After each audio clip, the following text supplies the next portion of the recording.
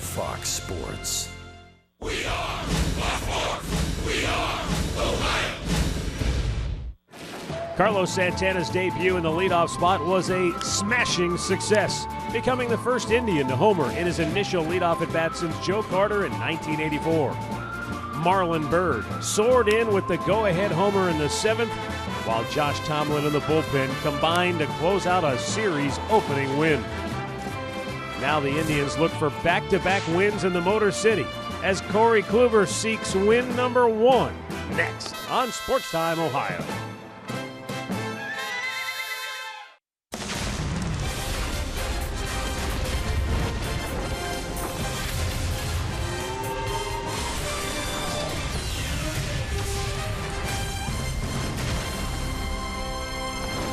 A beautiful day in the Motor City, Detroit, Michigan, where this afternoon at Comerica Park, the Cleveland Indians take on the Detroit Tigers.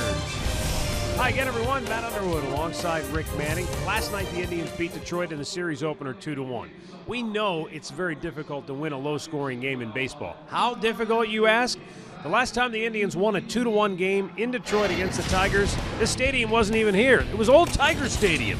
Well, they did everything they had to last night. Santana gave them the early lead, the first at-bat of the game, and then once the Tigers tied it up, Byrd brought the lead right back into the Indians' dugout, and the rest was all pitching for Cleveland. Tomlin was outstanding. The bullpen was outstanding. Cody Allen had to go through the middle part of that lineup. That is how you win 2-1 ball games. And, you know, there comes a point in time in the year where you're going to have to do it. They did it last night, and it started in game 1 of the road trip. So far this year for Corey Kluber, to quote Yogi Berra, it's been deja vu all over again. Last year, the Indians averaged 3.3 runs of support while Kluber was in the ballgame. This year, they've scored a total of 3 runs in his 3 starts. Well, he can't control that. What he can control is some mistake pitches that he made this year. He's given up some bad pitches or big hits at the wrong time. But after he's given them up, he seemed to settle down. In his last start, he gave up 3 in the first, 3 in the second, and then he incorporated that slider into his game plan and settled down. So Corey's got to go out here. He does not have good numbers against the Tigers in his career, but he's going to have to settle in and put zeros on the board until the offense can settle in. He's looking for his first win this year. He'll be matched up against Anibal Sanchez. He did not pitch against the Tribe last year. He's lost in 14. His last win came in 2013. Indians split with the White Sox earlier this year on the road in the division. Big game today because of the Tribe wins guarantees them a series victory against the Tigers. Alan Jensen will join us from the studio when we come back. Plus, we'll go down on the field and hear from Andre Knott, get the latest on the Indians' bullpen situation heading into today's game. Cleveland Indians baseball is brought to you by W.B. Mason, the official office supplier of the Cleveland Indians. By McDonald's, I'm loving it. And by your local Toyota dealers, visit buyatoyota.com. Toyota, let's go places.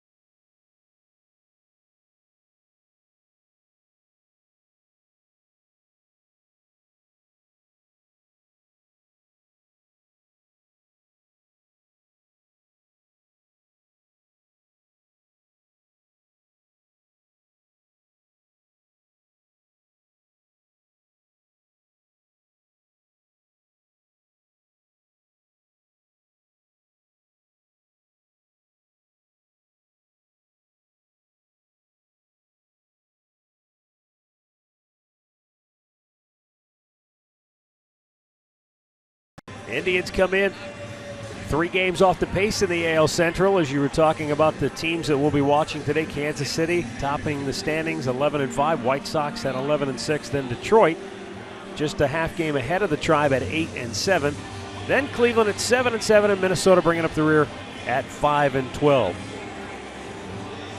Looking at the Indians lineup, once again Carlos Santana working in that leadoff spot in the DH.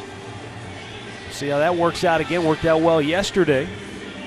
Let's go down to the field right now with Andre Knott, who's got the latest on the Indians bullpen. We know Cody Allen's worked a lot here recently. Is he available today? He's not going to be available today. It's funny, a week ago we were all talking about exactly how the bullpen wasn't getting a lot of action. And Terry Francona said, don't worry about it.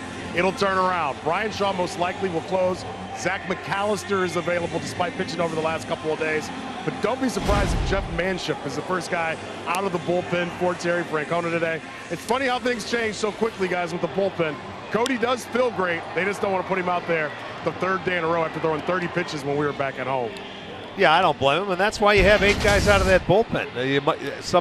Sometimes other people have to step up for a game or so, and just the way it happens. Hopefully, you get a good long start from Corey Kluber, and a lot of that you won't have to worry about. Boy, Andre did a nice job of maintaining concentration while the guys were bombarding him with bubble gum. He's a good 20 yards from the dugout, trying to get as far away as he can, and they were still launching it down there at him, trying to knock him off his concentration. No dice. He's a pro. Let's take a look at the Indians starting lineup today for Terry Francona, brought to you by Progressive. Carlos Santana, as I mentioned, in that leadoff spot once again. Jason Kipnis will hit second. Francisco Lindor batting third. Mike Napoli hitting cleanup. He's gone 5 for 17 so far this year with a runner in scoring position. Then it's Yan Gomes, followed by Jose Ramirez, who gets the start today hitting in the 6th hole. Then it's Lonnie Chisenhall, Rajay Davis, and Tyler Naquin. And our Northern Ohio Hyundai starting pitcher for the Tigers will be Anibal Sanchez. Sanchez is 2-1 on the year, .460. In his last start against Houston, he took the loss. He went 5 innings, gave up 8 hits, 5 runs, a couple solo home runs, threw 110 pitches in 5 innings. That's not what he strives for. His job is to try and stay out there a little bit longer, but they made him work, and we'll see if the Indians can do that. In 9 starts in his career against the Indians, he's 4-3. Did not pitch against the Tribe last year. He did pitch against them in 2014. He lost that game. His last win came in August of 2013. So we'll see what the Indians have to offer to Anibal Sanchez and see if they can get an early lead again tonight.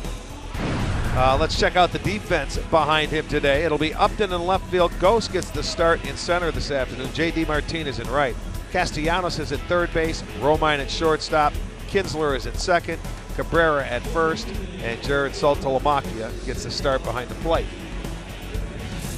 Adrian Johnson has the plate this afternoon. Ramon DeJesus at first base. Gary Cedarstrom, the crew chief, at second. Eric Cooper down at third.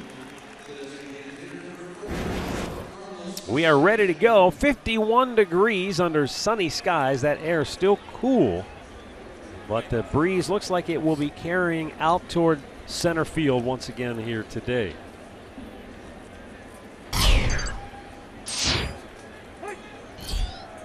Anibal Sanchez into the windup, and today's first pitch is popped up. Left center field. Justin Upton will make the catch. 1 pitch, 1 out.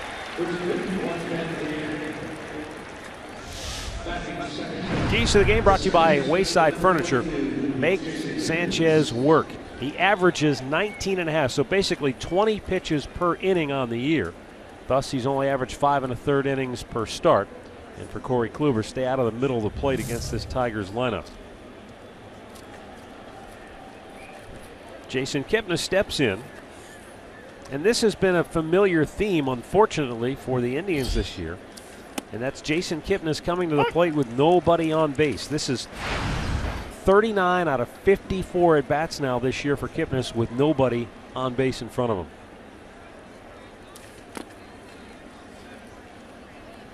One ball, 1 strike. Well, it's going to be interesting to see when Michael Brantley comes back. He'll go into that number 3 hole. Who will the leadoff hitter will be? Will it be Jason Kipnis and they move Lindor into that 2nd hole, which I would imagine would happen. And that could change here in the near future. Yep. Michael scheduled to play back-to-back games last night and today, and then they'll reevaluate, see where he's at on Sunday, how he's feeling, and possibly we'll see him in Minnesota on Monday. Kipnis fouls that pitch back. Sanchez, a guy that's been tougher on left-handers throughout his career. Last season, lefties hit just 217 off him. He's got that good changeup. They'll cut it inside to him and throw the fastball. And righties hit 291 off him last year. Kipnis lines it right back at Sanchez, just by his glove and into center field for a one-out single. Boy, good swing there. Kip delivers that ball right where it came from, right back up the middle. That ball stayed on the inner part of the plate. You see where Saltalamacchia had to reach back for it. Kipnis lined it into center field, so the first hit in the first inning. And 1 on, 1 out now for Francisco Lindor.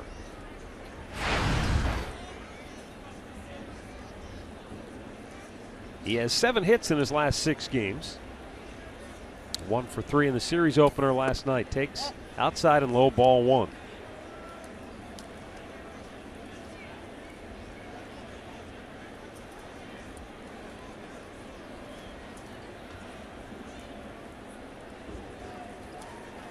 Quick throw to first, drives Kipnis back to the bag. Jason 3 for 3 on stolen base attempts thus far. Infield straight up, double play depth for Lindor. Outfield swung around toward left. As Sanchez continues to pay close attention to Jason Kipnis.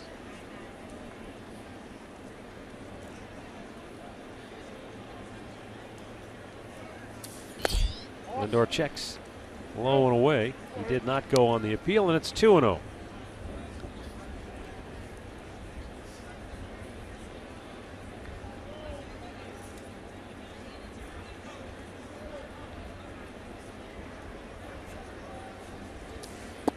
One of the reasons that Sanchez averages so many pitches per inning, and one of the reasons why he really only averages about 5 innings per start, it's not necessarily a case of nibbling, but he has a lot of movement.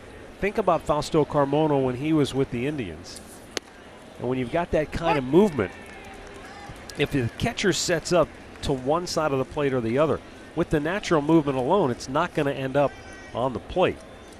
So it's not so much that they're trying to get him to be more aggressive, but you've got to almost let the natural movement take care of itself. Lindor, with a patient at bat, though, draws the walk.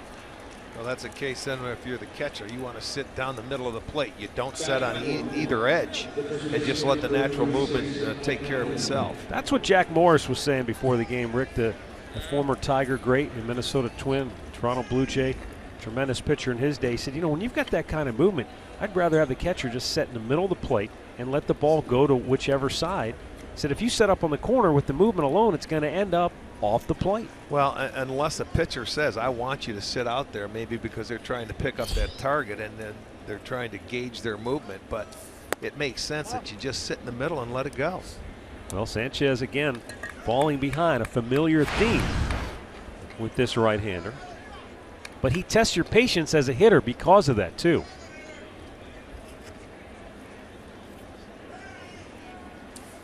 Mike Napoli fouling it back out of play. Well, that's where, as a hitter, you want to remain patient. Early in the ball game, you want to see what he can throw for strikes early and sit on it and do little things like that. 2 on with 1 out, and Mike Napoli trying to deliver early, and he's done a nice job. He's 5 for 17 with a runner in scoring position. He's picked up a hit in 10 of the 13 games he played. Cuts and misses there. The great thing about baseball is that you can take a game like he had last night where you go 0 for 4 and 4 strikeouts, and you've got to file it away quickly because there's a next game to play the very next morning. That's the beautiful thing about baseball. If he had to sit and think about that for a week, it'd be tough, wouldn't it? Yes, absolutely. That's the nice thing. You come back the very next day and have a chance, and that's all in the past. Oh, he takes a called third strike, 2 down.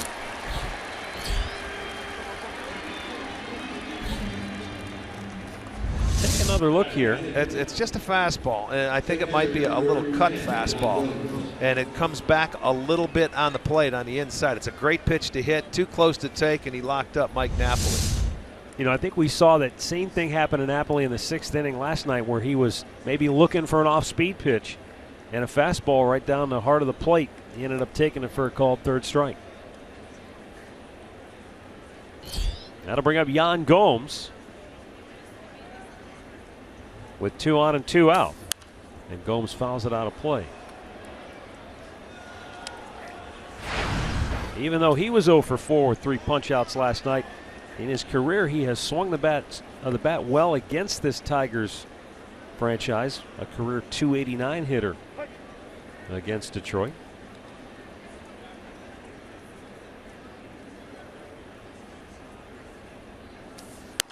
Up and away, and it will even the count of 1-1.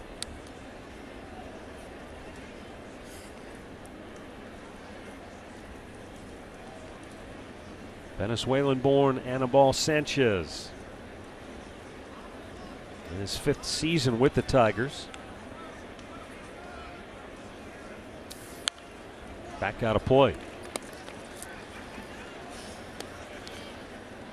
3 years ago, he led the American League with a .257 ERA.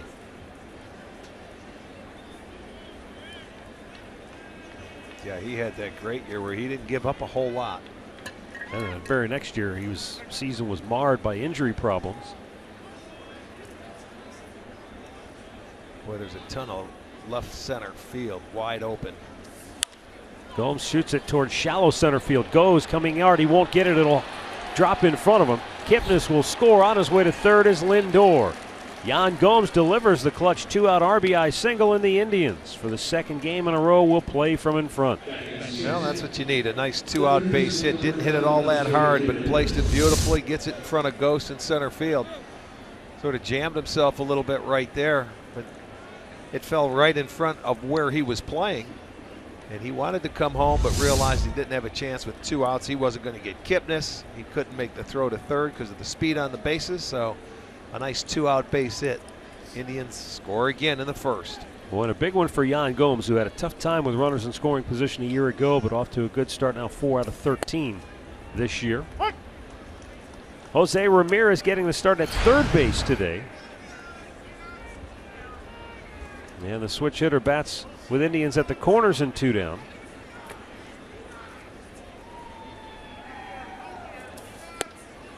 And he takes 2 quick strikes.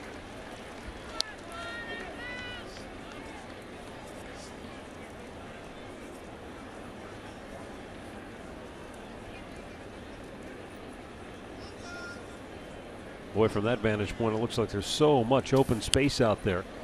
Fouled back, and this is a spacious outfield here at Comerica Park. A lot of ground to cover for the speedster in center field, Anthony Goes.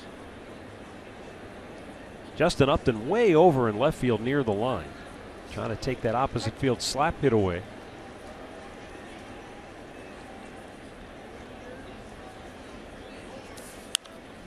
And Ramirez fights it off.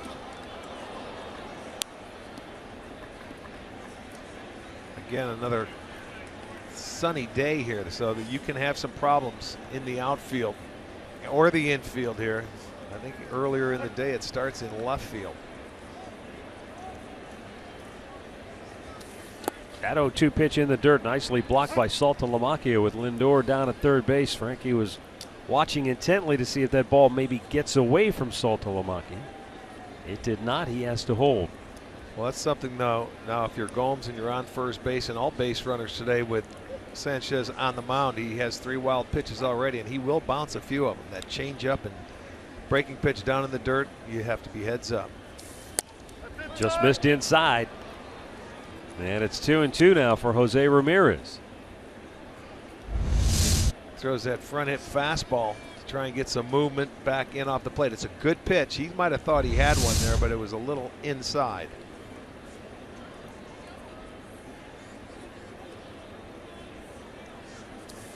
And the 2-2 goes by Sanchez into center field, a base hit. Lindor will score. Gomes headed to third, and back-to-back 2-out RBI singles And the Indians have a 2-0 lead. Boy, nice at bat for Ramirez. He was down on the count 0-2, worked it back to even. He bangs one right back through the box. Yeah, right out in front of home plate, but it goes right back up the middle. Once Sanchez couldn't flag it down. Gets into the outfield, so the Indians continue. 3 hits in the inning, 2 runs on the board, and they're not done yet. Now is a chance for Lonnie Chisenhall.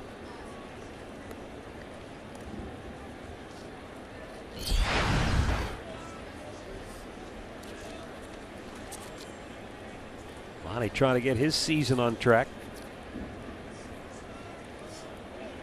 That'll be a good time to run, too, for Ramirez at first base.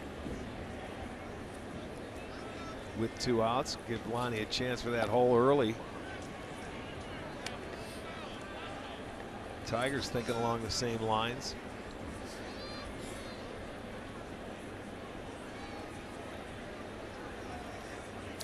Ramirez bluffing a move towards second base, and Chisenhall takes a strike. Yeah, it's almost like Sanchez is trying to quick pitch over there. He throws to first and then really comes set and boom, fires it right to the plate.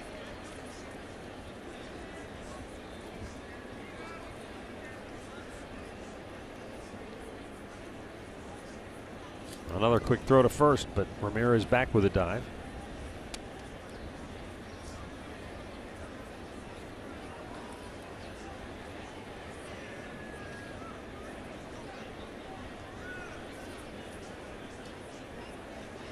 Ramirez takes off. The throw down to second is into center field. The Indians will get another run. Gomes comes home. Ramirez goes to third. And that's the chance you take when you throw through with that runner at third base. Saltalamacchia's throw well off the mark. Really nothing that Romine could do. He tried to get to the ball, but it sails into center and the Indians take advantage. That's why I like the aggressiveness. You already have 2 runs. There's 2 outs. You keep the pressure on the defense, and he throws one into center field and gives the Indians another run. So you certainly take it. The stolen base for Ramirez, the error on Saltalamacchia. It's now 3-0. And Lonnie fouls that back out of play, and it counts as a ball and 2 strikes.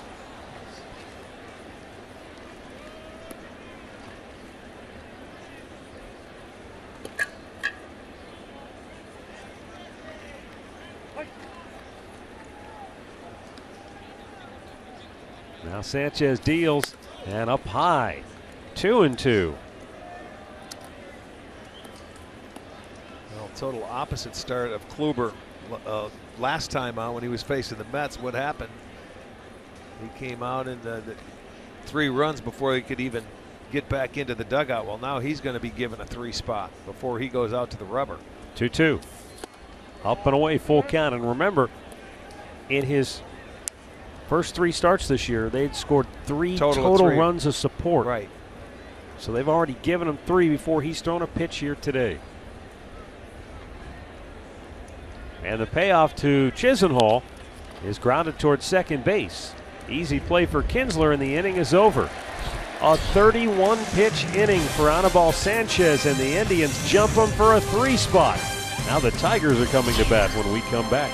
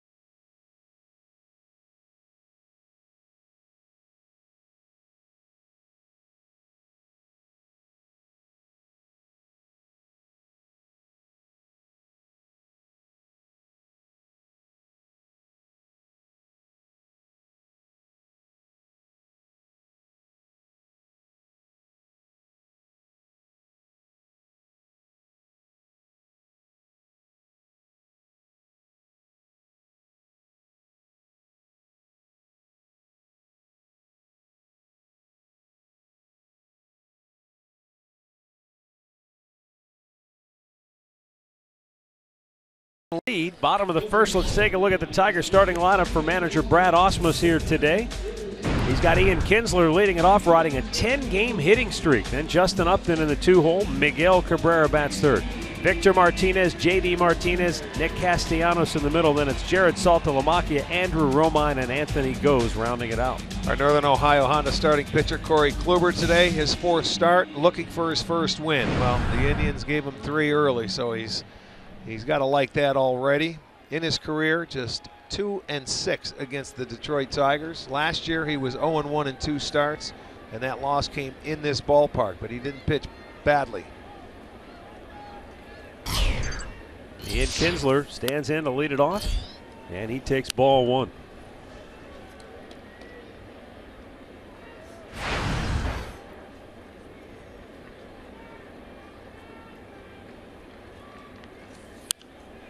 Out of play to even the count. I mentioned his last start. Remember that bright sunshine in Cleveland where in the 2nd inning, Rajai Davis, who was playing center in that game, lost a couple of balls in the sun that cost him 3 runs. But he did give up 3 in the 1st before that happened. Missed inside, 2-1. Well, Ian Kinsler already leads the American League with 9 multi-hit games. Broke that string. He had 4 consecutive going into last night's game. Out of play.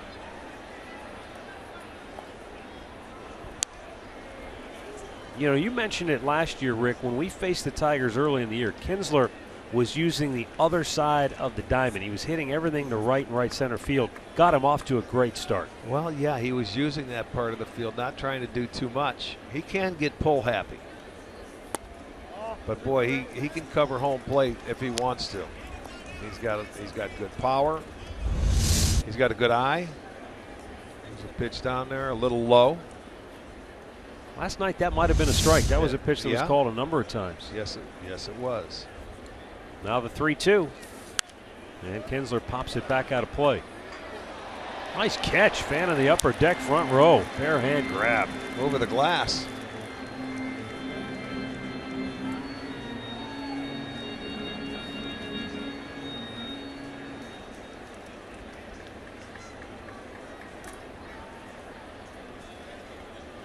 Again, the 3-2, and it's strike 3 called. A little wrinkle in it, and Kinsler, you could see his front side sort of buckled, and it locked him up. This will be our Circle K strikeout, first hit of the game. It's a nice cutter, cut fastball from Kluber on the 3-2 pitch. Kinsler gave up on it. He realized that. Normally you look for that pitch away. That one started at him and sort of locked him up. So they get the leadoff hitter. It's, I think, very important, Corey. Have a 1-2-3 inning here in the first. They'll bring up Justin Upton. Upton looks at ball 1.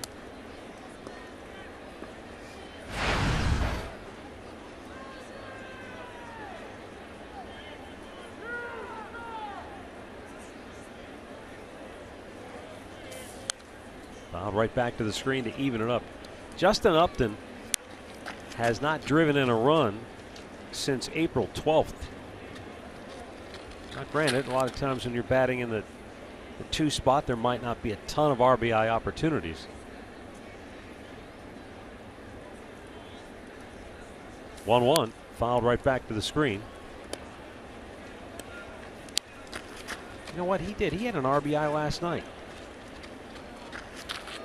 That's what I get off for Tomlin with 2 outs. Back when they scored in the 6th inning. Yep.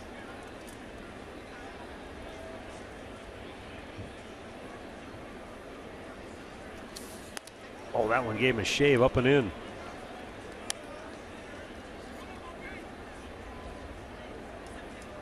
I think you know what's coming now. Pitch like that, you would think the slider down and away with 2 strikes. Fouled back.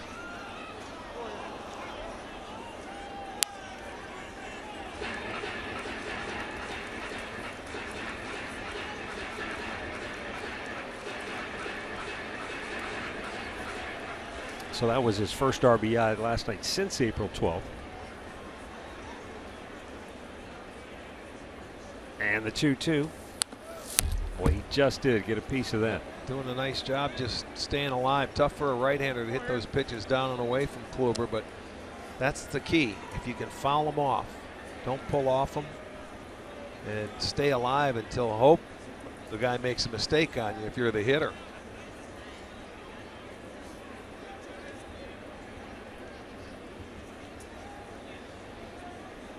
Kluber's 2-2. Swung on and missed. He struck him out with a good fastball, and there are 2 down here in the first. Let's check out that Indians defense behind Kluber this afternoon, brought to you by Jeep. It'll be Davis out in left field today, Naquin in center, Chisenhall over in right. Ramirez gets the start at third, Lindor is at short, Kipnis at second, Napoli at first, Gomes behind the plate.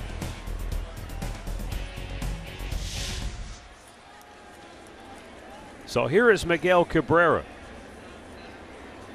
the 4-time batting champion. Looks at ball 1. Indians held him without a hit last night. And he's 0 for his last 9 overall. Yeah, he's been slumping over the last 5 games. That's something we rarely see when we face this guy. So hopefully you can take advantage of it and he stays quiet. Stat of the game is brought to you by Buick. Those are numbers Corey Kluber probably didn't want to take a look at today. Well, he won't be able to see him where he's from. He just has to make a couple of pitches. But great numbers off Kluber. Good fastball, found the outside corner. And it's 1-2. Tomlin did a good job on him last night, making him conscious of the inside part of the plate. You know, it just kept him off balance all night long. And the 1-2. And close pitch. Just missing 2-2. I thought Cody Allen did a tremendous job facing Cabrera in a 1-run game in the 9th last night. Got him to pop one up into foul ground. Yeah, you remember he came out of the gate and had a 2-0 count on him as well. Weekly bounce to short. Lindor can take his time, makes a good throw, and Corey Kluber works a 1-2-3 first inning, striking out a pair of Tigers, and the Indians have a 3-0 lead.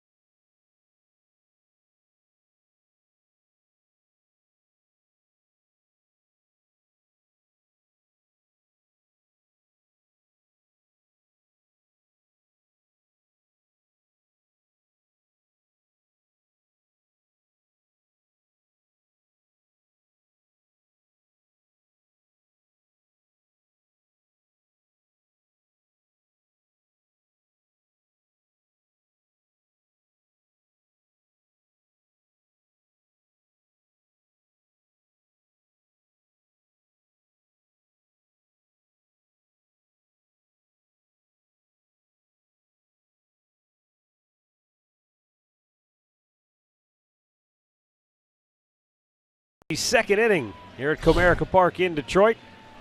We're going to call this the party booth now. Austin Carr is with us. How are you? All right, guys. Good to see you both. How you doing? Cavalier, big series 3-0 lead now for the Cavs, huh? Yeah, it seems like playoff time has become a time where the team seems to be geared up a little bit better than they are during the regular season.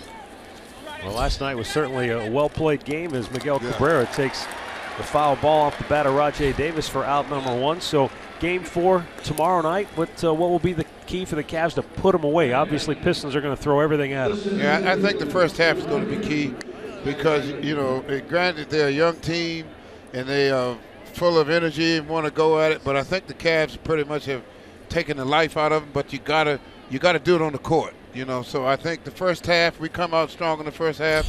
I think that'll kind of take the sting out of what they're trying to do. You having fun? Oh, having a great time. I mean, it's been super because the team, again, I think they started out last season always looking at the carrot. This year they started out with the carrot, and it took them a while. I think now that they have that carrot, the championship dangling there again, you can see the focus is really is there now. And every play, every time, they're focused. You know, they're starting to deal with each other. Or as far as constructive criticism, you understand what that's about, don't you? And so when that happens, you seem to come together a lot quicker, and they're starting to come fast now. Well, the goal, let's get back to Golden State if you can, and if they get there and win the whole shooting match, and you'll be healthier this year. You have the boys, Love and Kyrie and everybody together. And that's what everybody's intrigued about, to be a healthy team going all the way through the playoffs and getting another shot at Golden State. I mean, even though we want to take it one series at a time, understandable, because you can't really get that far ahead of yourself. But in the back, that's the elephant in the closet, is getting back to the finals. That'd be fun. Yes, it would be. In the meantime, I'm having a good time watching the Indians do their thing. I mean, last night was a great game. Well, you brought us in here. We won a nice 2-1 game. We started out with 3 runs in the first. You're not going anywhere. You're staying here. Cancel that tea time. You're staying with us. I mean, this was like, wow. I mean, it's amazing. Get to the ballpark and, you know, all of a sudden, you know, because I used to fancy myself as a baseball player back in the day, and I was a catcher, left-handed hitting catcher, and man, this ballpark, the chalk lines, man, it just makes me want to play baseball. Well, we're going to send you out there. You're going to pinch hit next inning. But the only problem, I can't run anymore. Now, Notre Dame, when you were at Notre Dame, any shot of going out for the baseball team when you're strictly hoops? No, I tried it. Did you? I tried it, but I broke my hand, and I was told, you're on a basketball scholarship. Yeah. You're not here to play baseball, so they kind of got me out of that thinking. But I wanted to play baseball really bad. How's that for a seeing eye base hit for Carlos Santana? Perfectly placed between Kinsler and Martinez. It's amazing how they've started out. All the base hits have dropped in front of all the outfielders. I mean, it's been a great start to the game. We need you to get your telestrator out and do some analyzing for us here. I call that the baseball gods being with you early. You know, but watching Kluber, I love watching him. Yeah, he's fun to watch. He's fun. He's very deliberate, but man, when the ball leaves his hand, it's coming, and he's got a lot of junk on it too. Hey, obviously LeBron James is a tremendous superstar and a great player, but who do you enjoy watching? Who are some guys on the Cavaliers team that are fun to watch for you? Well, you know, I kind of like, now that they all are in unison now and play, I like them all because they all have different attributes. But Tristan Thompson, I love watching him play because he gets in there and bangs. Yeah, I mean, like last night, he had some key second chance opportunities that really, during the playoffs, they really kill a team, and it's just fun watching him play because he always fights 3 or 4 guys getting those rebounds, and he always seems the one coming up with them. Well, we enjoy watching you. Good luck the rest of the way. Have fun tomorrow. That was a quick inning. I know. That's the way it goes. Right, Austin Carr, Mr. Cavalier. You can see him tomorrow when the Cavs try to close out the Pistons. Go Tribe!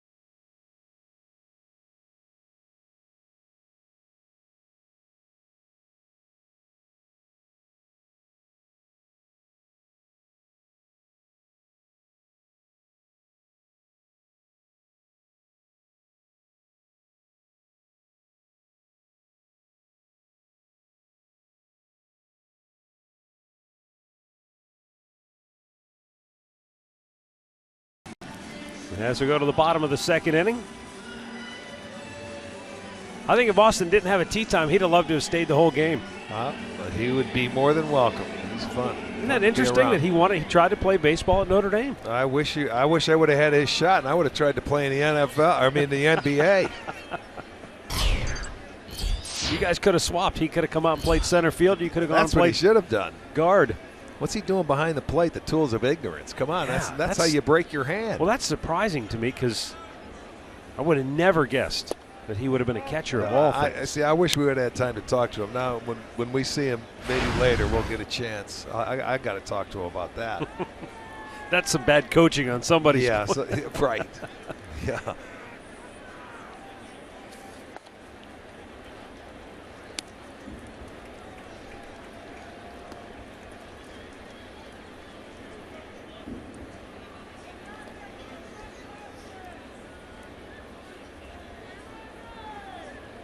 Victor Martinez with a 2-0 count.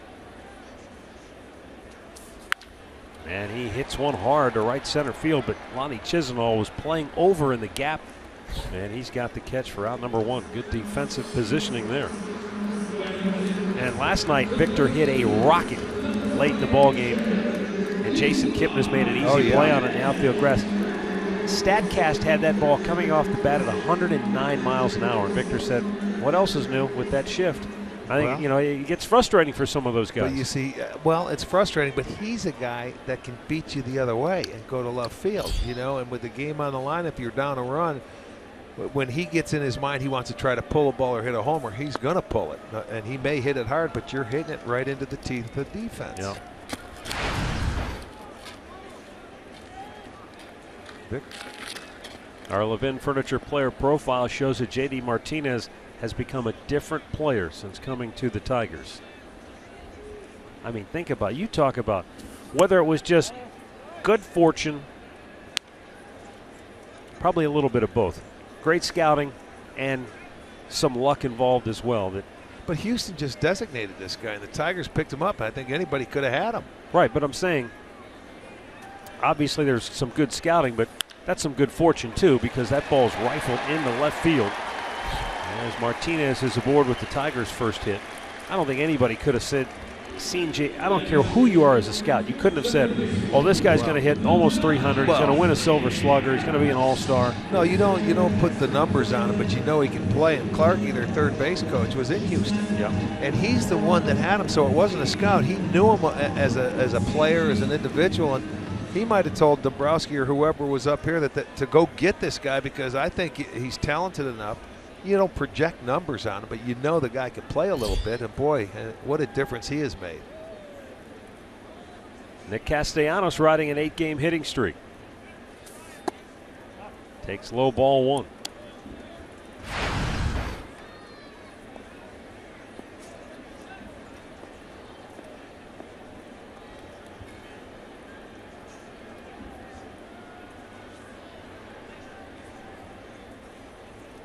Castellanos with a dozen hits in his 8-game hit streak.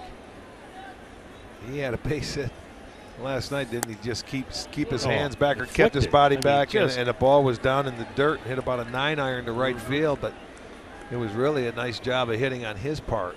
Well, when you're going well, those things tend to fall your way.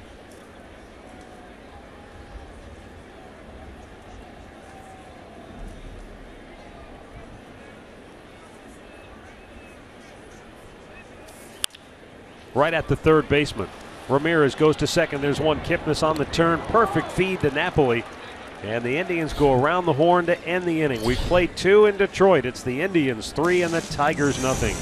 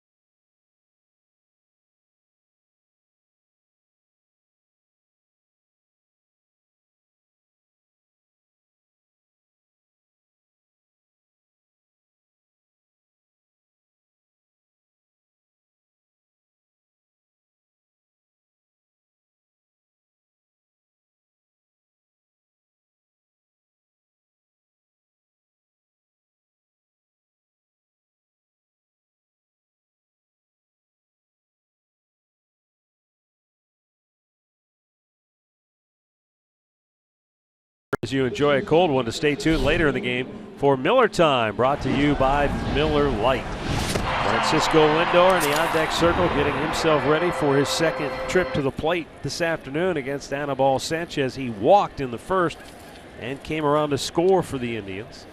He'll lead off here in the third with Mike Napoli and Yan Gomes to follow.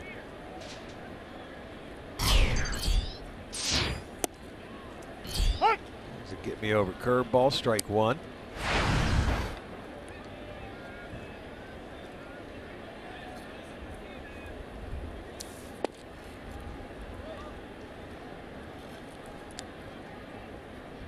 Washington quickly out in front of Minnesota today, 2-0. They're in the third inning.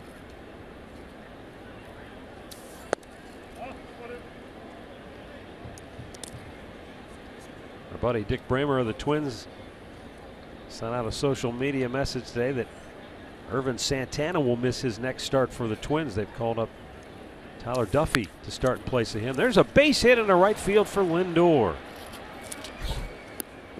And the Indians have their leadoff man aboard for the first time today. Well, good job by Lindor. He hits that ball. It's a pitch down and away. Looked like it might have been a changeup. He's able to pull into the hole. Cabrera takes 2 steps, and it's by him into right field. So Lindor on the base, and I wouldn't be surprised to see this running game with Saltalamacchia behind the plate after his first throw. Keep the pressure on. Mike Napoli out on strikes his first time up. He would have had a tremendous jump if he kept going. He took a big couple of steps and then immediately stopped. And he had the right pitch too with a curveball. Oh boy, that was perfect. He had it timed just perfectly. Sometimes it's too good for you as a base runner and you quit because you think he's not going to throw it home. Now watch, the next time he comes set, he'll come to the plate quickly.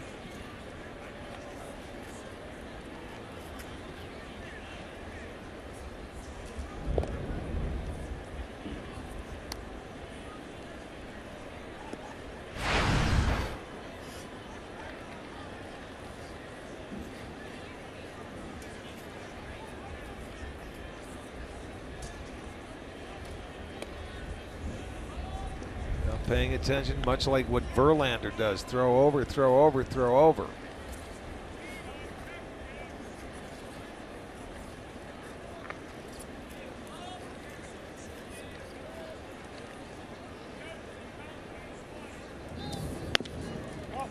Up high, 2-0. Perhaps Lindor is just under his skin enough that he's missed on the first 2 pitches to Napoli. Sometimes as a pitcher, the base runner will make you rush your delivery, and you'll be upstairs, and that's exactly what that pitch was high.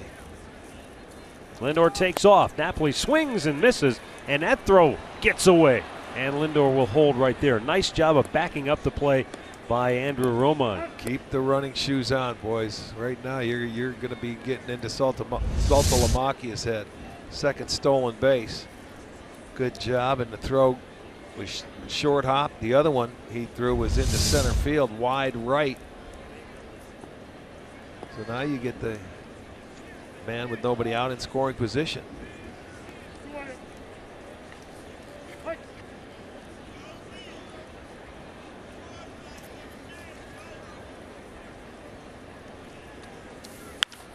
Beautiful. Napoli shoots one into right field, a base hit. Lindor around third. He'll get the stop sign. Good throw by J.D. Martinez to the cutoff man, but the Indians are right back in business with runners at first and third and nobody out. See, that situation makes Napoli better. He consciously tried to take it that way, and he had a nice pitch to do it, a pitch elevated. But he didn't try to overswing, and you know, a lot of times you'll see Mike swing through a pitch. This one he stayed on trying to move the runner, and he got the base hit. So that'd be a pretty good way to approach your at-bat every time you go up there. Man on second, nobody out. Well, he doesn't get the RBI, but it's another hit with a runner in scoring position, too, for Napoli. So you keep the train moving, you keep the pressure on the pitcher. You don't get the RBI, but you do your job moving him to third. Yan Gomes had an RBI with a runner in scoring position his first time up. And he sends a high fly ball, deep left field. Upton's back. He's out of room. It's out of here. Yan Gomes with a 3-run homer, and the Indians are now in front 6-0. Second home run of the year for Gomes. He's got 4 runs batted in on the afternoon. Boy, that was a majestic home run off the bat of Yan Gomes. And you want to talk about a pretty swing. Watch this again. Is that a changeup coming down and in, down into Gomes' nitro zone? And hit it, got it deep. Another 3-run inning for the Indians. So they're in good shape here early in the game. Now a ground ball to Ian Kinsler, and he'll retire Jose Ramirez 1 away.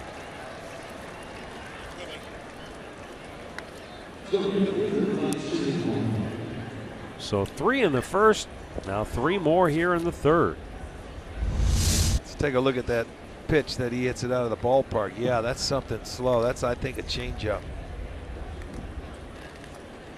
Boy, but did you see how he just waited back, didn't jump at it, just a nice, smooth, easy swing. That's how it usually happens.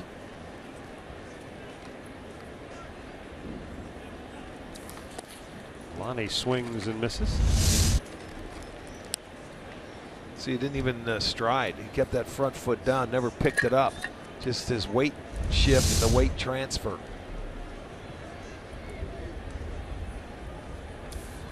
Now, how many times have you heard since you started playing baseball, when you swing too hard, you try to hit home runs, usually bad things happen. You just put a nice smooth swing on and the ball jumps. Now Lonnie ropes one deep right center field. That's in the alley. That's headed all the way to the wall. And Chisenhall will crawl into second base. He'll hit and turn and burn, and he'll go in easily with a 1-out triple. My goodness, the Indians teeing off against Sanchez here in inning number 3. Their second triple of the year, and Chisenhall gets his second hit of the year. A ball out over the plate that gives him swinging room and into the gap in right center field. This is the triples ballpark when you can go gap to gap. And he's not even going to hesitate. Cruise into third base, goes in. Oh, he slides even though didn't need to. Rick, that almost looked like the same pitch. It was a changeup, I think, away. Yeah. Yes, in that zone. Left-hander Kyle Ryan getting up in the Detroit bullpen. That changeup is not going down and biting like it normally does. It's staying up a little bit. So, and they tattooed him. Yeah, I mean, the hitters, give him credit, man. They've done the damage, but he's, instead of going down, it's sort of almost like a flat sinker, but it's a changeup, so it's less speed. But the Indians already with 8 hits. And the Tigers have to bring the infield in. And it's the former Tiger, Rajai Davis, who swings at the first pitch and pops it out of play. Rajai fouled out to first base his first time up. Doesn't want to do that again here. He wants to get that run home from third. Now, one of our keys to the game, we talked about trying to make Sanchez work. And that pitch count close to 60 already. So came in averaging almost 20 pitches per inning. And what do you know, this next one will be number 60 here in the third inning. Yeah.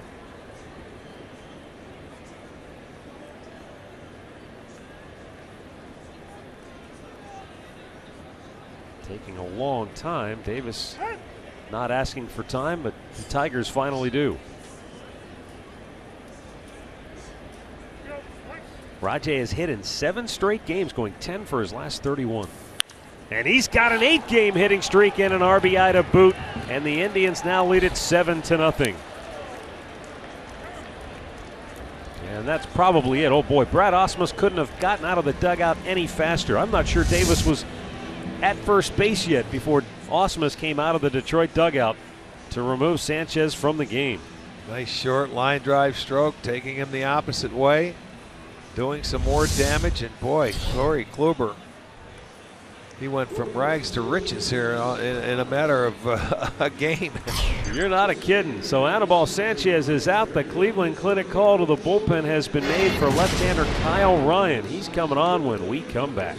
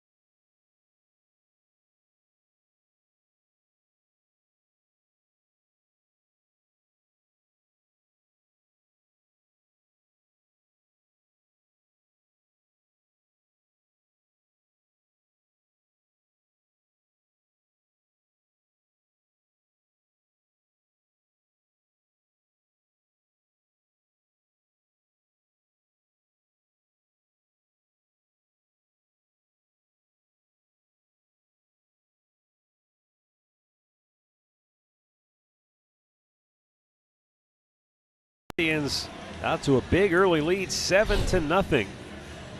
And now left-hander Kyle Ryan out of the Detroit bullpen, working for the 6th time this year. In 6 innings of work, he has not walked a batter, and he has struck out a couple, but the opposition batting .292 against him, so he's given up some hits. Now 24-year-older, spent time between Detroit and Toledo last year. Made 6 starts for the Tigers, went 2-4.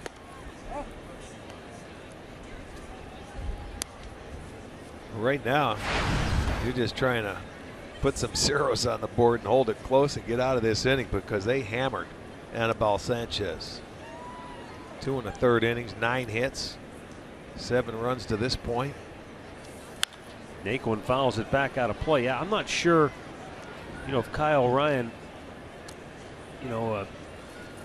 profiles as a long man as much as Brad Ausmus is thinking, if we got a lefty in here, maybe get us out of the inning, keep it right here, maybe we have a fighting chance. Rajay a short lead at first. Naquin takes, and it's 2-1. Indians with 3 in the first, and then a 3-run homer here in the 3rd by Yan Gomes. And sometimes you see a home run and sort of kills the rally, but the Indians, after a ground out, a triple and then another RBI and knock to send Sanchez to the showers. Yeah, I mean, they have a nice crowd this afternoon. It was a little cool and chilly last night, and with the basketball game, not as many fans, but it's these fans are in shock right now.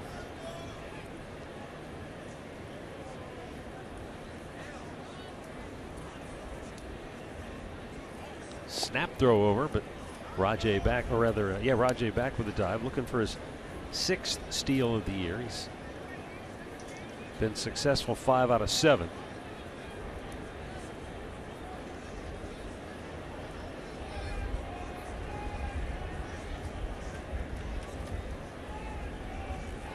Throw to first, Rajay was off, and the throw down, close play, and they got him. Saying he came off the bag. I bet he did. It looked like he got his arm in, and then he, a lot of times when he goes in head first, he slides and gets that foot on the bag, but I think his hand, the left one, where he wears that protective padding, came off the bag. I think he beat the throw from Cabrera. There it comes, it tagged him, and now watch, the hand comes off the bag, and he still applied the tag to the leg, so that's why. I think he was safe originally. Terry Francona's taking a look into the dugout to see if this is a play they want to review. And you know what? There's what happened. The hand came off, perhaps, and Kinsler had Román had the bag blocked with his foot. That's what happens when you go in face first. Hands. Naquin sends a fly ball deep to left. Back is Upton, and he can't make the play. It's going to drop right in front of the wall, and I'm not sure if Upton may have had trouble with the sun at the last moment, because it looked, Rick, like he just sort of lost it. And Tyler Naquin with a double. Yeah, that ball carried very well. And we said it's a tough sun field, and especially in left field early. Yeah, right now not knowing his surroundings. This is a very spacious outfield, and that ball hit on the track with about 3 or 4 feet to spare. He has the glasses on, but boy, if you don't get back there in a hurry and adjust from the wall back to the field, you're in trouble. Well, how often do you see this? We're in the 3rd inning, and all 9 Indians hitters have 1 hit in the game. Well, you never see that. At least 1 hit. Gomes has 2. Carlos Santana, who singled his last time up.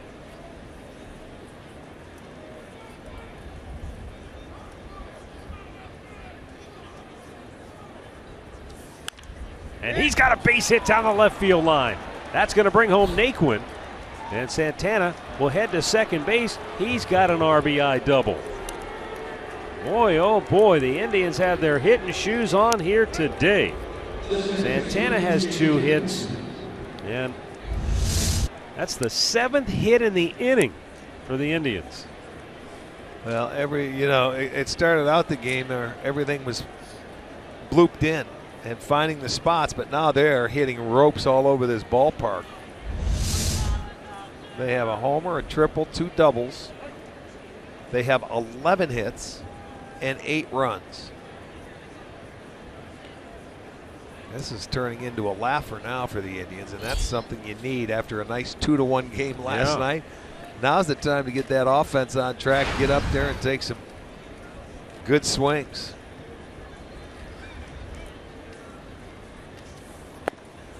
Boy, and Redbird says the Indians, with a runner in scoring position today, 6 out of 8 already. And they hit for the cycle in the 3rd inning.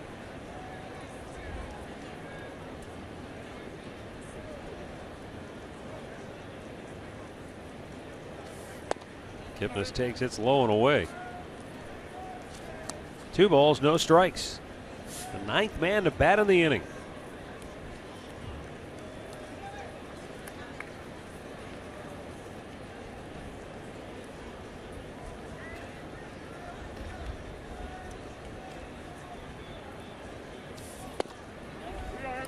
Three and 0.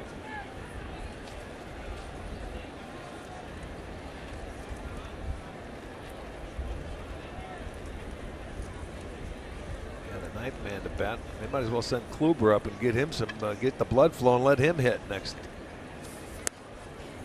Well, sometimes pitchers have been known, if the inning goes too long, they'll go into the batting cage and maybe just make some throws to stay loose. Where were we in spring training? Wasn't it Salazar that went out there and started throwing or getting? No, we were in Tampa. They had a long inning, and he went down on the field and he was throwing and getting loose in Tampa. Jason Kipnis draws a walk, and the Indians have now batted around here in the 3rd inning as Francisco Lindor will bat for the 2nd time.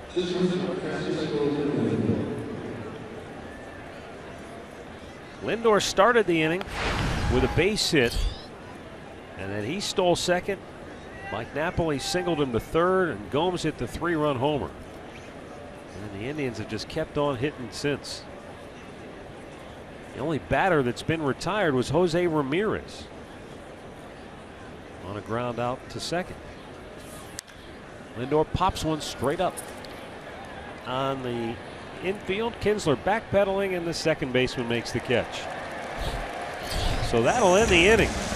But what an inning it was for the Tribe. Yan Gomes' 3-run jolt highlights it. Indians up 8-0.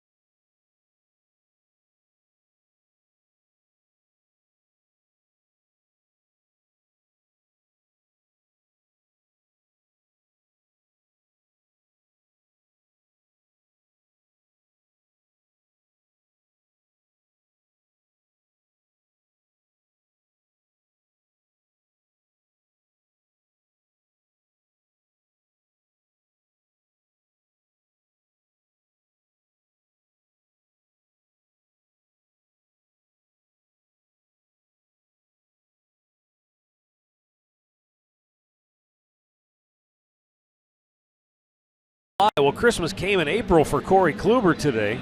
An 8-run outburst. And the Tribe is pretty much money in the bank when they get Kluber at least 4 runs of support while he's pitching. How about when they score him 8? Double that. Have they ever scored him 8? This might be a first. Well, who knows? I remember one time they had a game where it was like this, but You can save some, but it's nice. It's nice to see he can go out there and relax and just settle in a little bit.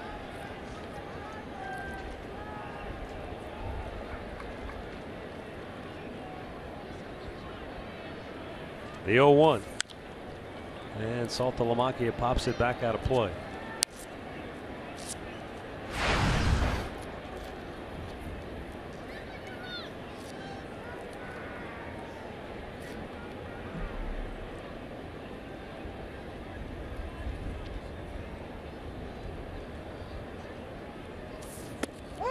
In there for a strike, and that is that. Saltalamacchia, third strikeout victim of Corey Kluber today, one away. Let's go down to Andre, who has more on the Indians' right-hander, Corey Kluber. You know, with pitchers, we talk about so much about mile per hour, guys. And with Corey Kluber having some struggles early this year, some were looking at his mile per hour numbers from the last 2 years, and it's a tick down. Interesting, Mickey Callaway says, look, it's not about mile per hour with Corey Kluber. He said in his last start, yeah, he was throwing 91, 92 early in the game. He says, but his fastball got better once he started throwing his curveball and got more depth to his fastball. Basically, Mickey said, stop looking at the mile per hour and look at what the stuff is actually doing. And I think today you see that. Well, and you know what? He's going to have 8 runs. Nobody will talk a thing about any mile per hour or any pitch sequences. He can go out there and relax a little bit and just be free and easy and not have to worry about it. Oh, Napoli had one go right through the wickets. Yes, he did. And on his way to second base is Andrew Romine. Beats the throw. I would assume that'll be ruled an error, but we'll have to wait and see what the official score says. Yeah, it went right through his legs. I mean, he was down on it. Look at, he makes the jump, and then he just never really got the glove down. So right between the legs, that'll be an error. He's been so good over there at first base. That's the one ball that's hit at you, you would expect him to get. He's made plays going to his left, going to his right. Been very good, but. And it is ruled an error. Oh, yeah, it just happens. Anthony goes to the plate. That's the 10th error for the Tribe this year.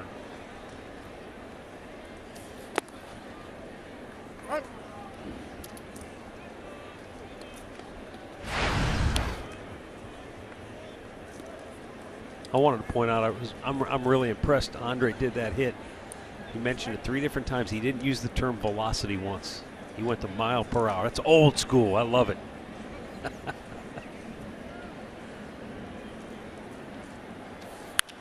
Ground ball right at Kipnis. He's got the nice hop, flips it over, 2 down.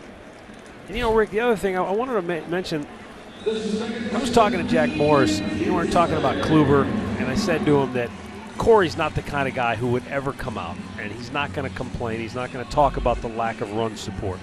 But I asked Jack, I said, you know, you've been there many times. It has to creep into your mind, doesn't it? And he said, you know, where it plays on a pitcher's mind or in your subconscious is that you can't make mistakes, or you're trying to maybe be too fine. And he said, when you get some support, when you get some runs scored, he said, you just kind of go out there and throw. Yeah. You're not thinking about, I've got to execute this pitch perfectly here. You just kind of let your stuff do what it does naturally. So he said, it's not that you walk around thinking about it, but it's there. It's sort of like the elephant in the room, if you will. The runs let you relax, and that's how that you have to play, is relaxed. You're not afraid to make a mistake, you know, at all times. Oh, geez, I have to be. You can't be perfect in this game. There's room for error. It's a game of failure. So, you know, you got to be allowed to fail sometimes and still not have to worry about it. Exactly. Let him hit it. Here it is. Go ahead. Try and hit it. When a pitcher's aggressive and he doesn't really, it's not like he doesn't care, but free and easy and I don't care where it goes, things seem to work out. It's like a hitter, too. When you go up into home plate and you get in the batter's box and you're not worried that you have to get a hit. You look for the baseball, you keep it simple, and everything seems to go off of that. And then there's times out there where it seems like they have 25 fielders out there when you're hitting.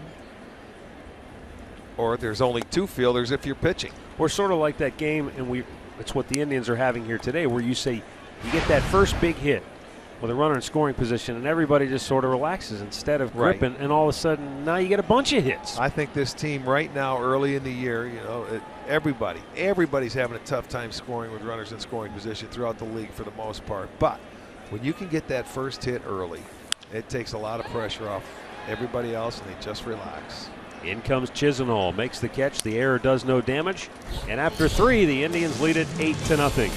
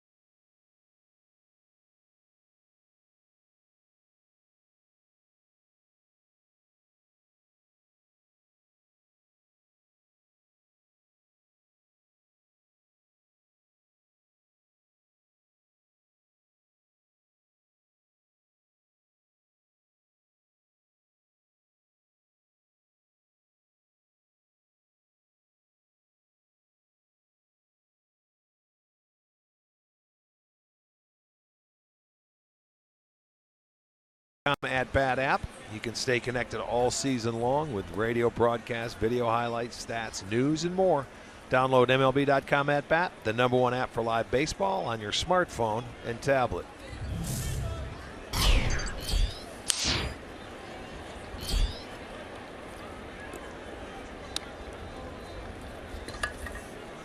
Mike Napoli leading off here in the 4th inning. Singled and scored in the 3rd.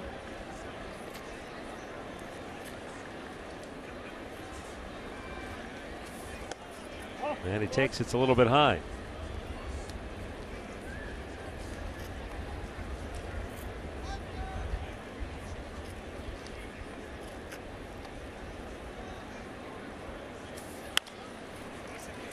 Chopped to short.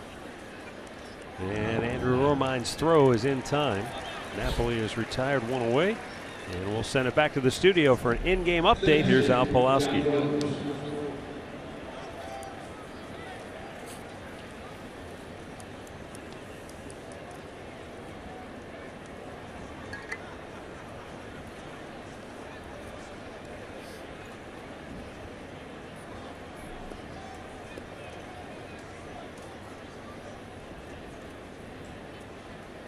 Thanks, Al. Coco Crisp just knocked in a run for Oakland in that ball game.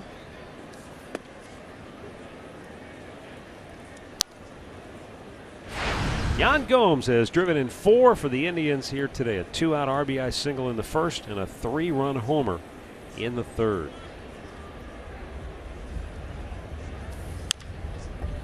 Chopper to short. Big hop for Romine. 2 down.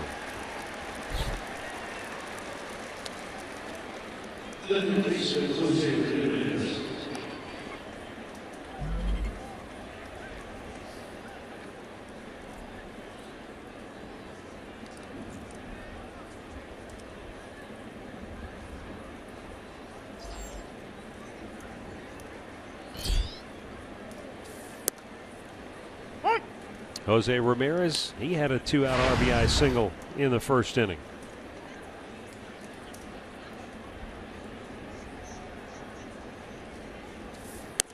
Missed outside.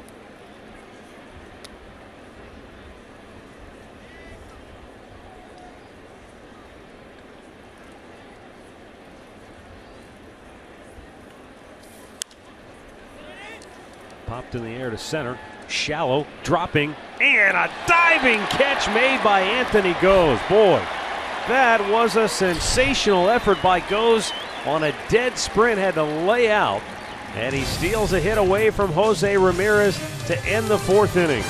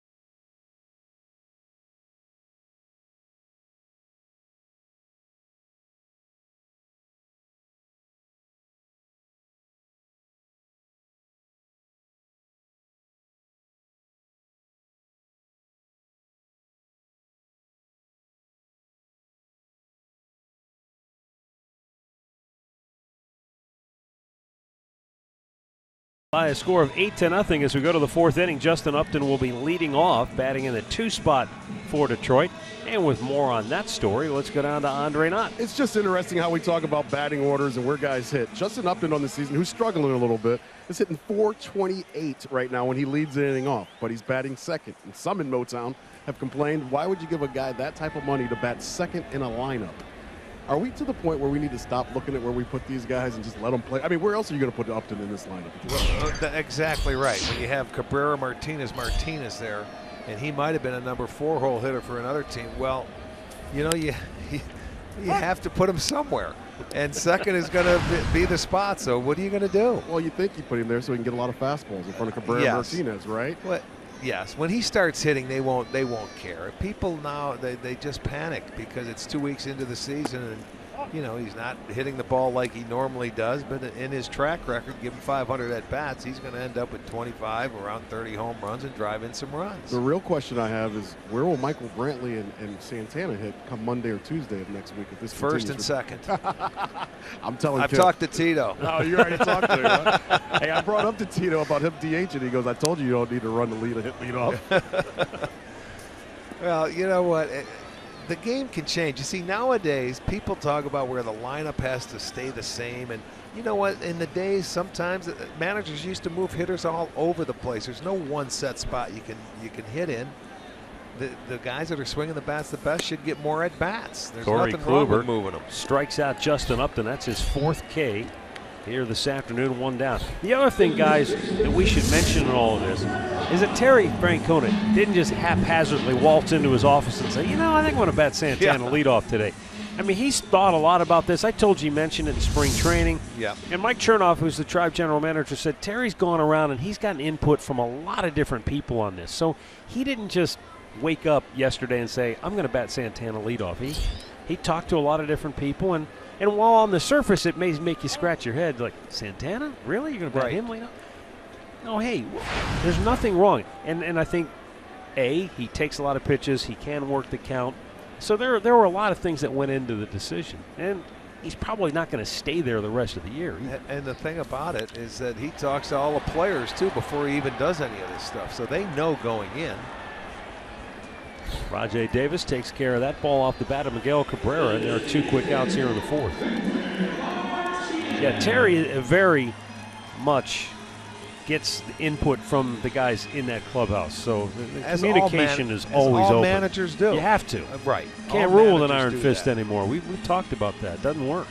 No, the name of the game is communication. Look, it's a long year. It's 162 games. You're going to have different lineups, but if you can have a set lineup, I think most managers would prefer it. But not everybody's fortunate enough to be like that.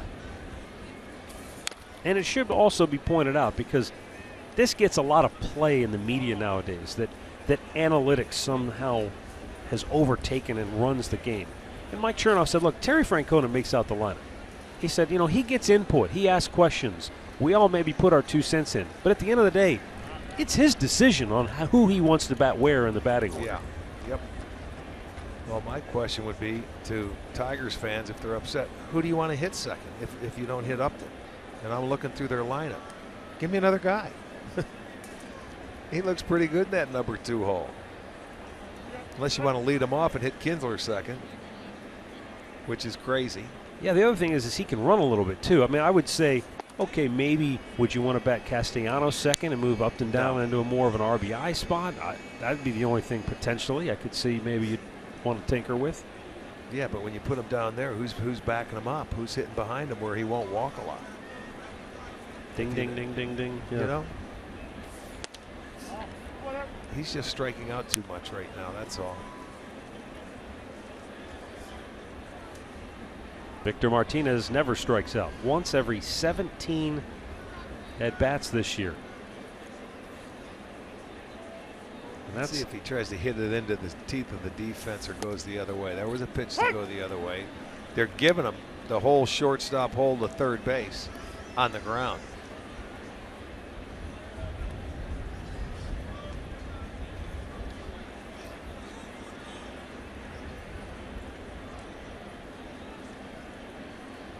Now the 2-2.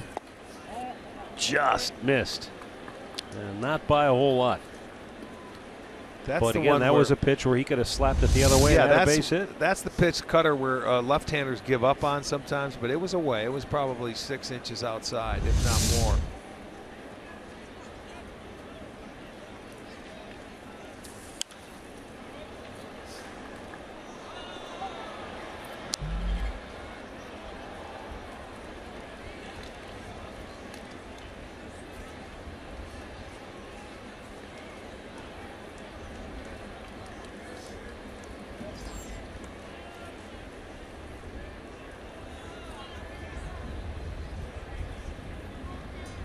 Now the payoff.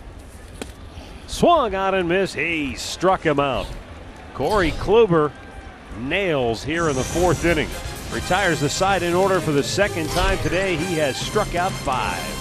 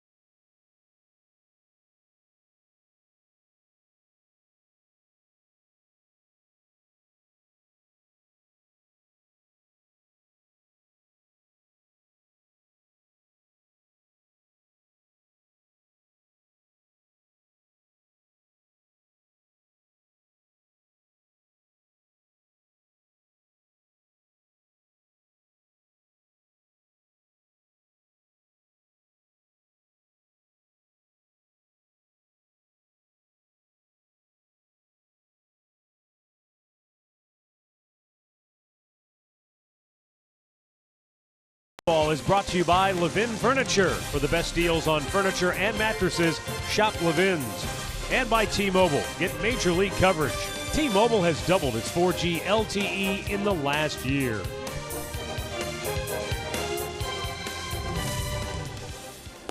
First pitch to Lonnie Chisenhall, in for a strike. Fifth inning here at Comerica Park. Indians on top 8-0. Chisenhall tripled and scored in the third. He hammered a ball to the right center field gap.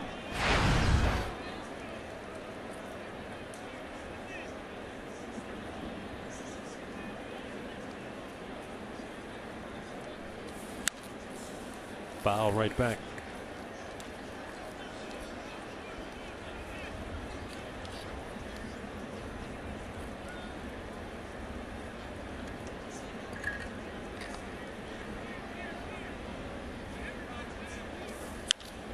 Lonnie lifts the ball to left field. In comes Upton, and he has that for out number one.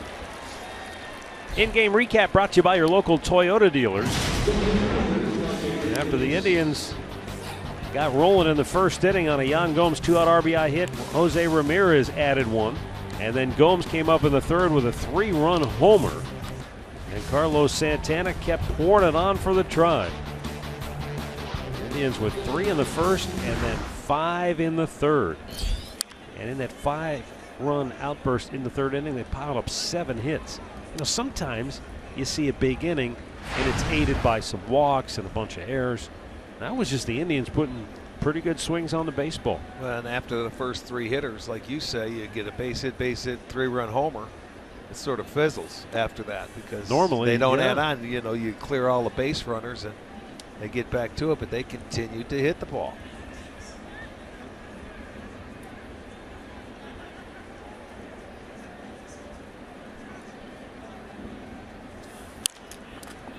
Rajay Davis pops one foul right side. That'll get down near the seats. I mean, you watch the assortment of hits. They hit it all over the ballpark, and they were starting to hit it hard that inning. The first inning, they had a few bloops go in, but not that inning. They had the extra base hits. They hit for the cycle in the third inning. They had a few singles, a couple of doubles, a triple, and a home run. Davis takes it's in the dirt.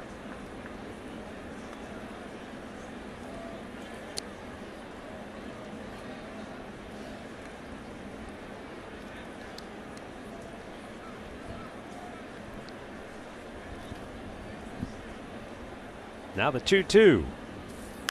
And Rajay bounces it to second base. 2 down. While Major League Baseball's global reach seems to be greater than ever, Cuba is still one country that's outside that reach. Watch our special documentary, Cuba, Baseball's Final Frontier, tomorrow at noon on Sports Time Ohio.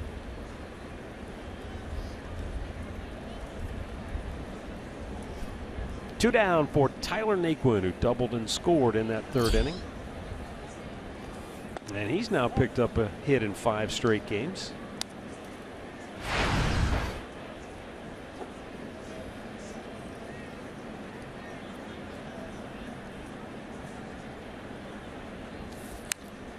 Right back to the screen. Yeah, this was the first hitter that Kyle Ryan came on to face, and Naquin promptly hit a double deep to left field.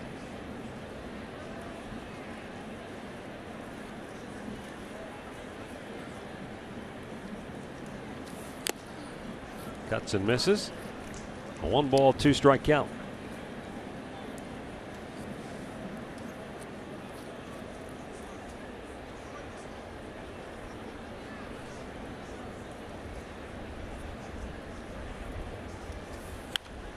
Pops it up, foul. That's going to find its way into the seat.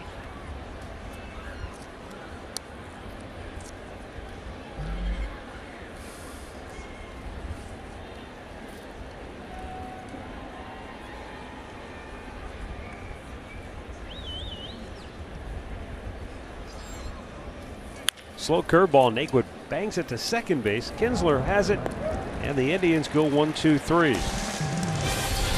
Halfway through, and the Indians are all over the Tigers today, 8-0.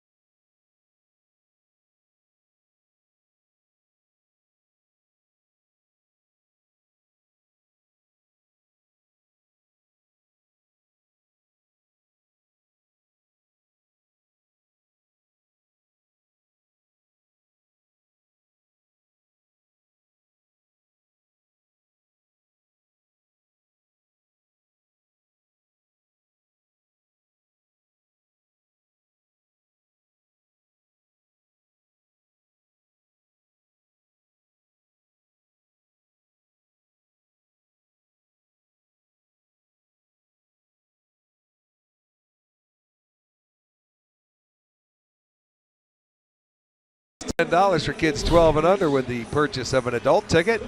And kids tickets are located in the family deck at Progressive Field, home to the expanded Kids Clubhouse. Kids tickets are only available at Indians.com.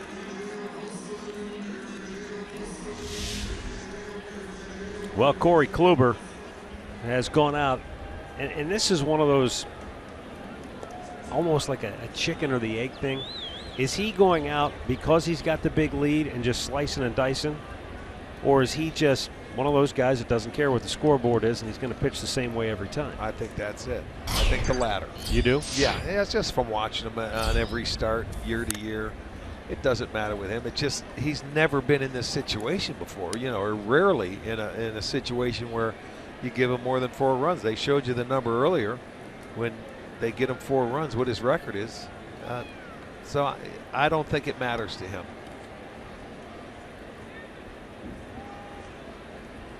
And what happens when you're aggressive, the opposing opposition offense, they're just looking for a pitch to hit.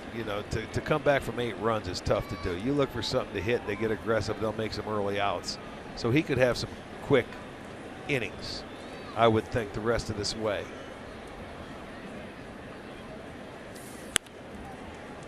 And there's a quick out. J.D. Martinez goes down swinging. That's 6 strikeouts now for Corey Kluber. I mean, when you look at his strikeouts, there it is, a little cutter on the inside part of the plate, 2-seam fastball, another good fastball. They're coming right in there, swinging and missing, and he's slicing and dicing. But I mean, this is Corey. He's on the edges. He's mixing his pitches well. Hasn't walked anybody, and he will remain aggressive.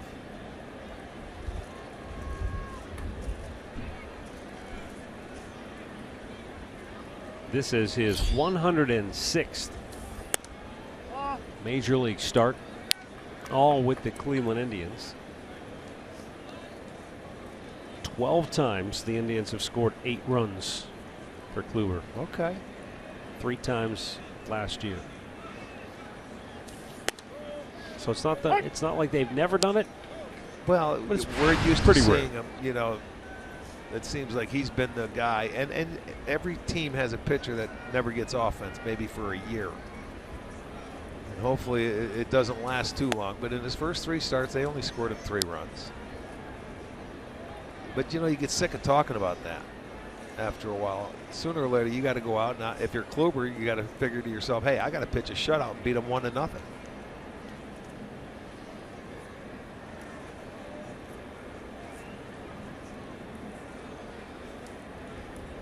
Now the 1-2. And that's low. 2 balls, 2 strikes. Nick Castellanos grounded into an inning-ending double play back in the 2nd.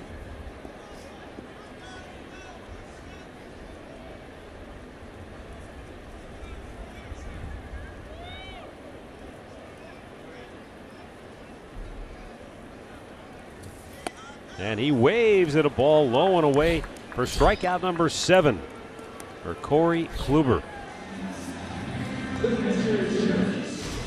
Our great clip of the game from last night featured some terrific pitching by Josh Tomlin. Tomlin went 6 2/3, gave up 1 run on 4 hits, walked 1, and struck out 4. Only 85 pitches in those 6 2/3 innings of work.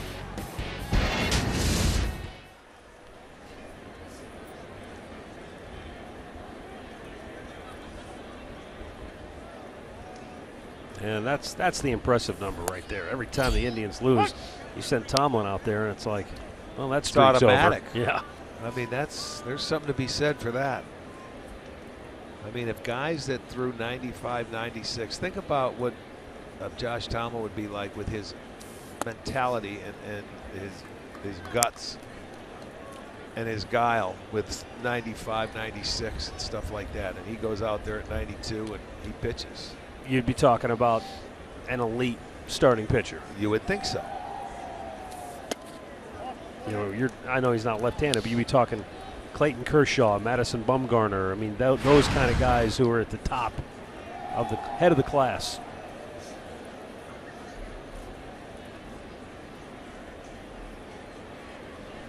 The 2-1. Hit well. Saltalamacchia sends one deep to the seats. His team-leading 6th home run of the year. Came in tied for 5th in the American League in the home run category.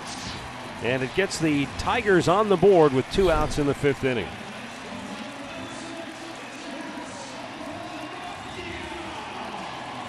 Well, Saltalamacchia, I mean, he's having so far a nice start for the Tigers. He gets a ball down in his zone that he likes. Let's see what the pitch is. It's down and in. So that's his nitro zone. He gets it into the seats. He gets the Tigers on the board, and it's only their 2nd hit.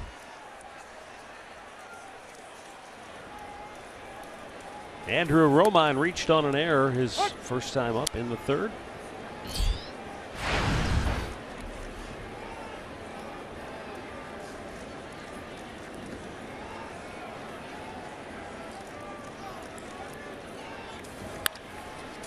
Up the middle. Diving stop by Lindor, gets up and throws, and Napoli with a tremendous backhanded pick to end the inning. Oh, a spectacular play by Francisco Lindor, robbing Romine of a base hit to end the 5th.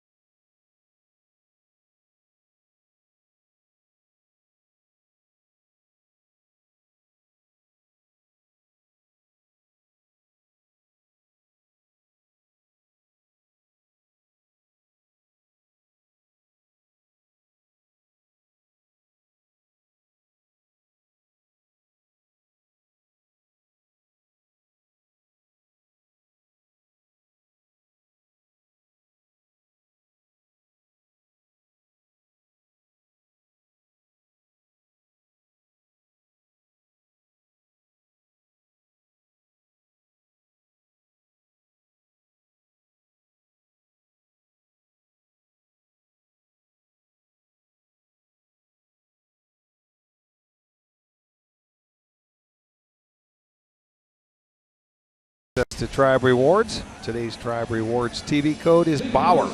Just visit Indians.com. Season tickets for complete details.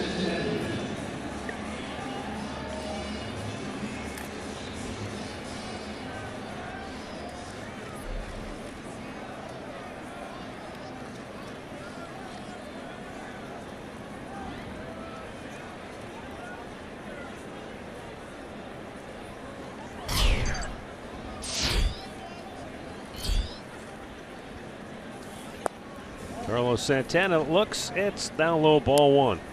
Santana, in his first ever plate appearance in a leadoff hitting role, hit a home run last night. And as he rounded first base, Sandy Alomar said to him, "Who do you think you are, Ricky Henderson?" Santana got a kick out of that. Well, I'll tell you what, he's got 4 hits coming out of that spot, and he's got to be back in there tomorrow.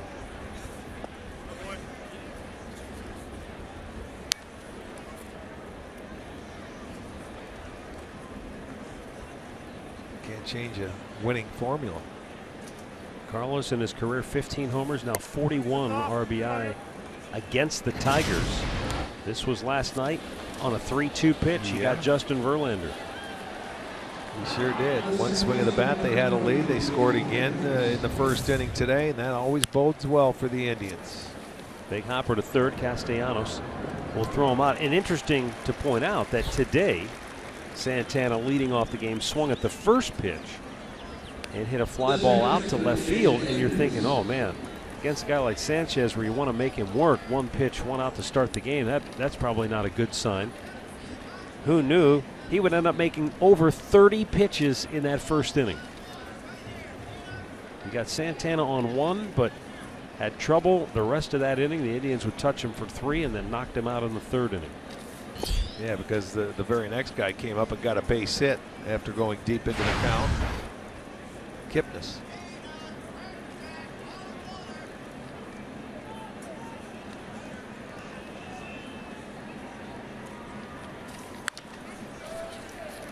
And Jason Kipnis rolls it over to Kinsler for out number 2.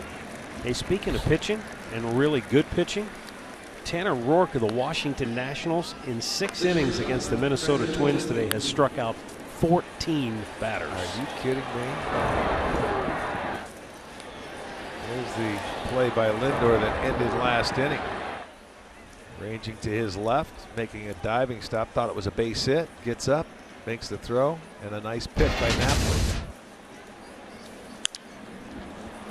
First ball swinging, drives one to deep center, but Anthony goes, backpedals to make the catch. Indians go in order. We go to the bottom of the 6th. 8-1 Cleveland.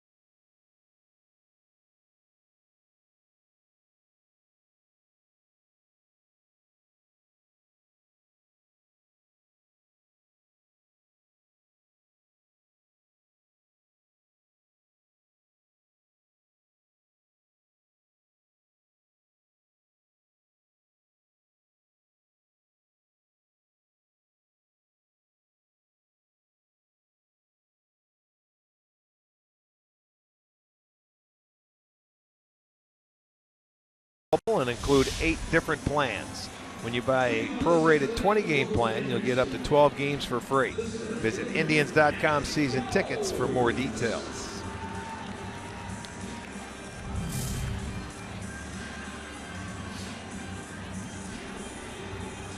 Anthony goes, will lead off for Detroit here in the bottom of the 6th, then top of the order, Kinsler and Upton.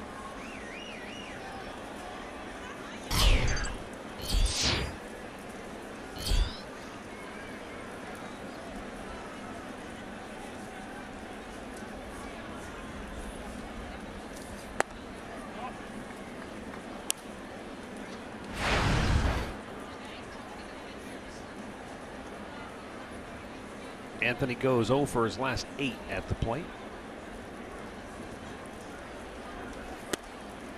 And Kluber just missing 2-0.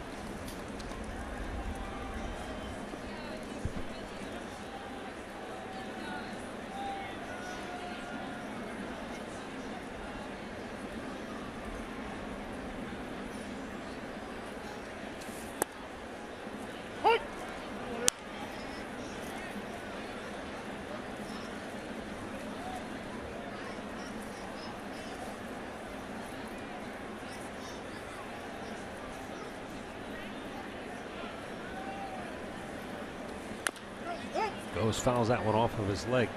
You know, I was just kind of thinking, Rick,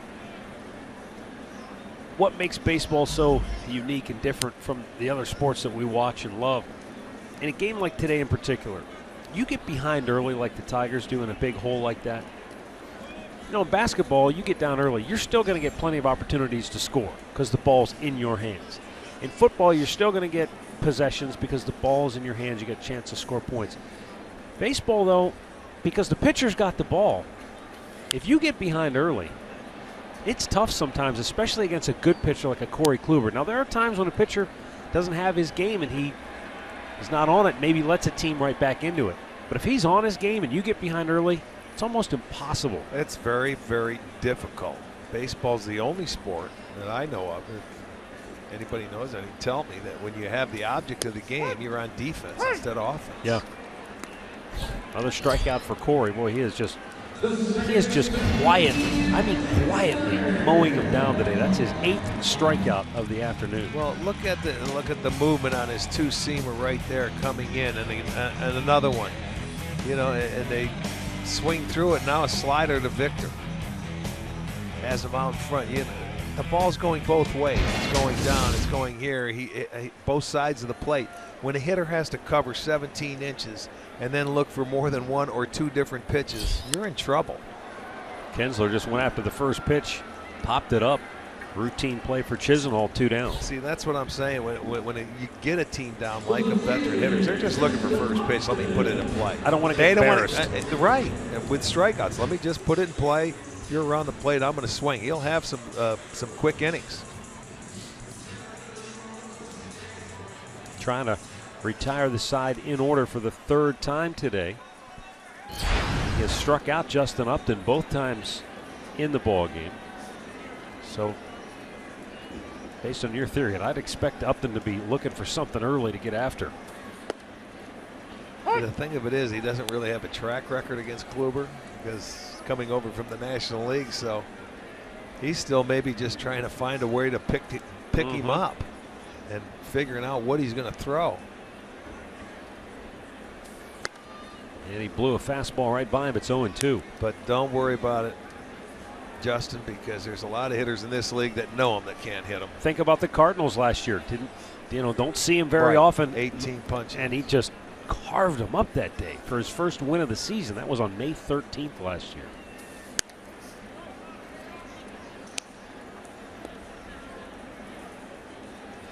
And he went out in that game and carved him up. And what was it, a 2-1 ball game? I was going to say, I think it was still a 2-1. Yeah. He won 2-1. Upton fouling it back. There's a breaking ball that he had a chance to hit because he hung it, but he fouled it off.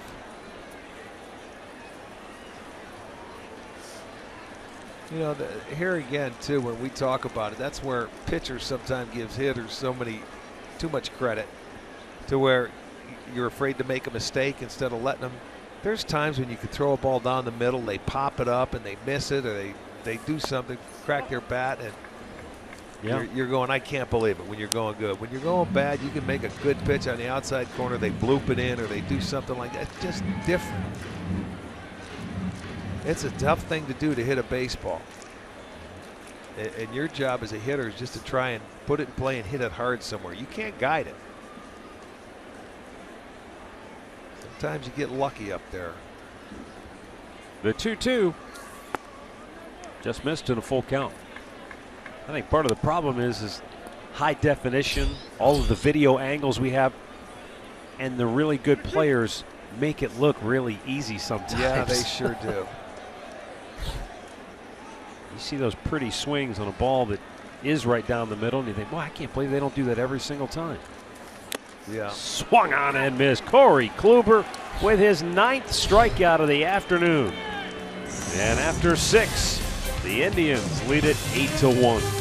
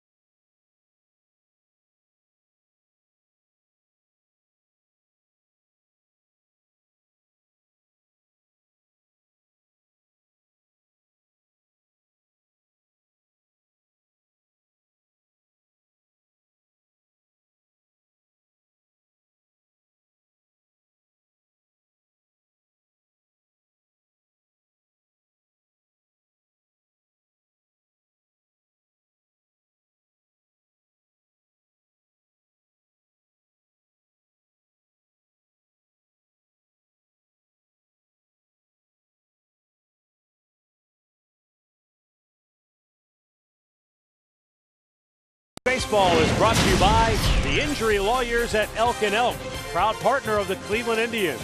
Call 1-800-ELK-OHIO. And by Ford, built Ford tough.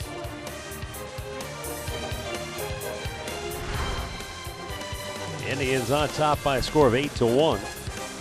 As we head now to the 7th inning on a beautiful sunny day in the Motor City.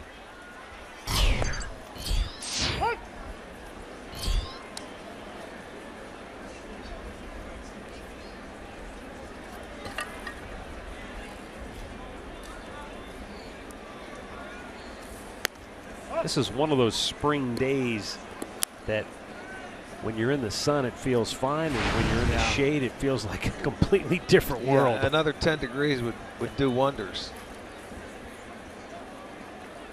A little bit low to Mike Napoli, who singled and scored back in the 3rd, but the folks out in the sunshine, they're enjoying it.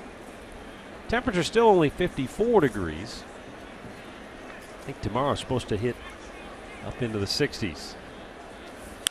Napoli shoots one into left field, his 2nd hit of the afternoon. Tell you one thing, Rick, Kyle Ryan's done a terrific job. I wasn't sure if he was going to really be on in long relief, but he's gone 3+ innings now. Yeah, he's done a good job for him. As promised earlier, it's Miller time, brought to you by Miller Lite. Yan Gomes with a 2-out RBI knock, driving in a run in the 1st, and then the 3-run jack in the 3rd.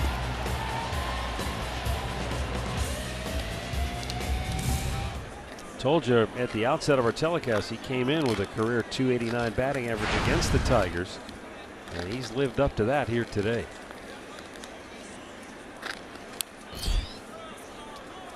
I want to send along a special happy birthday wish. Marie Hostetler, who is 99 and a half. Today's April 23rd. Her birthday's not till October 23rd, and we're not going to be televising. So Marie, we got to wish you a happy half birthday, 99 and a half. Happy birthday. Have half a birthday cake. That's right. And eat it all. Why not? That's awesome.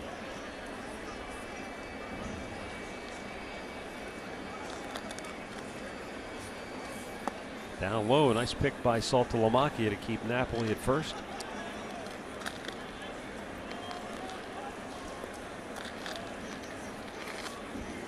I wonder if that ball even went in the dirt because he threw it back and they didn't hand it back to the umpire. It sure looked like it from our angle. By the way, I was talking about Kyle Ryan, and after he got the final out, oh, there's a knock down the left field line. Yan Gomes has himself a 3-hit day. Napoli coming around 3rd. They're going to wave him home. Yan Gomes has driven in 5 runs this afternoon as the Indians increase their lead to 9-1. Well, you live dangerously when you throw a pitch down to Yan Gomes, who loves it down there. And that ball got down in the corner and wasn't dug out enough quick enough. You see where that ball was? And I mean, he puts a good swing on it and hits it down the line. Napoli had a good jump off of first base, and by the time got stuck in the corner is what happened. I didn't think he was going to be able to score originally, but he scores. And Gomes, what an afternoon. 5 RBIs. 5 stakes out there, baby. How about this? Kyle Ryan came into the game. He gave up 2 hits to the first 2 hitters he faced, then walked the batter, then retired 10 in a row, and then gave up hits to the last 2 guys he faced. Yeah, probably extended out him of gas, a little, maybe. Yeah, a little too long, exactly. We got a timeout for a pitching change. Indians on top by 8.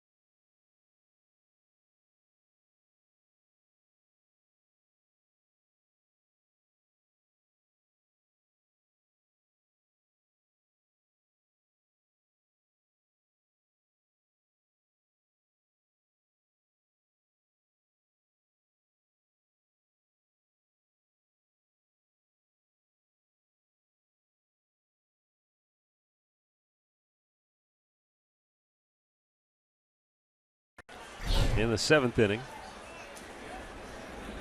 New Tiger pitcher is right-hander Alex Wilson, making his 3rd appearance of the year. And Jose Ramirez, 1 for 3 on the day, will bat. Jose had a 2-out RBI hit in the 1st and robbed of a hit his last time up. A beautiful diving catch in center field by Anthony Goes.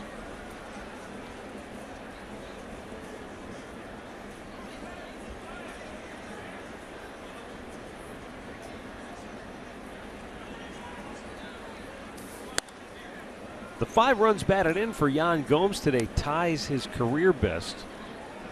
Remember last year he had that game in August against the Angels. He hit the grand slam off Joe Smith. That gave him a 5 RBI game. But today seems more impressive when you scatter the RBIs out over a bunch of different hits. Yeah, Gomer's a triple away from the cycle. Jose Ramirez comes up empty, and it's 1-2.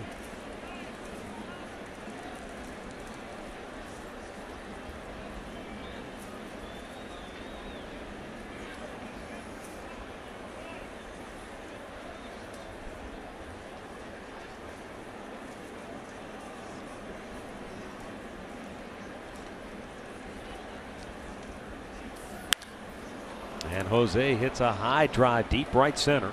Back goes J.D. Martinez, still going back and makes the catch. A long way from home plate. Tagging and going to third is Yan Gomes, 1 away. Today's injury report brought to you by the attorneys at Elk & Elk.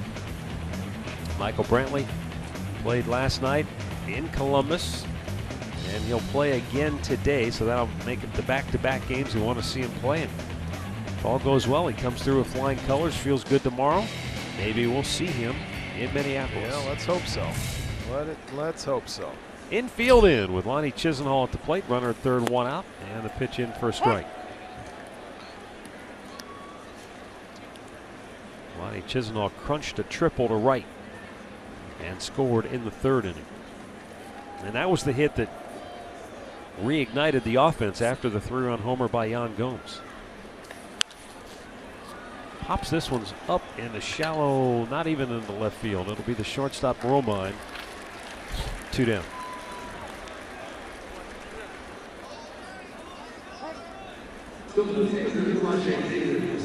And that'll bring up Rajai Davis, and the former Tiger is 1 for 3 with an RBI single back in the 3rd inning, extending his hitting streak to 8 games.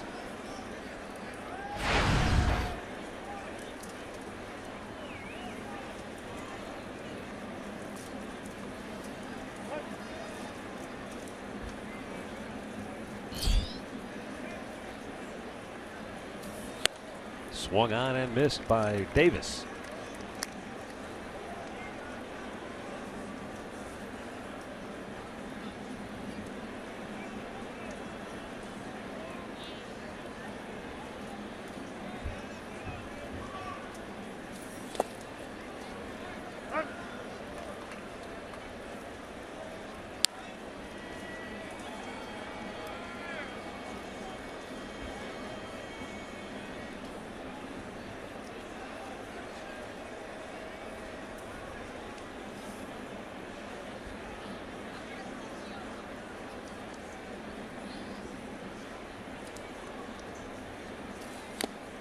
Fouled right back. 1 ball and 2 strikes. Well, Tanner Rourke only struck out 1 batter in the 7th inning, so he's got 15 Ks in 7 innings of shutout baseball against the Twins. He's allowed just 2 hits. And the Nationals, who scored 2 in the 1st, still lead it 2-0 in the bottom of the 7th.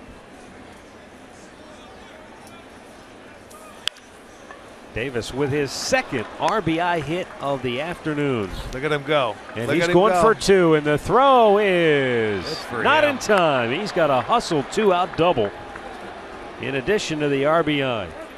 You know, that was exciting. I know the score, it's 9-1, and he hit that ball and he broke out of the batter's box, and he was looking for 2 right from the get-go. And another nice 2-out base hit, and good for him. You hustle your way, get yourself another double. Get an RBI. Watch him. That's where they're made, folks, right out of the batter's box. He didn't hesitate. He made up his mind. The score is in your favor. Go ahead and do it. So another RBI for Davis. This time a hustle double. I love to see it. That's not one of those odd unwritten rules that Nope. You do it on your own. What are you supposed to just jog to first base and look like an idiot? No, you just kick it in gear. You know what? If they don't want to hustle and try and grab the ball and throw it, they look bad, not you. You look good doing it. I like it. There's no more unwritten rules. Let's go. 10-1. The Indians lead it with 2 down.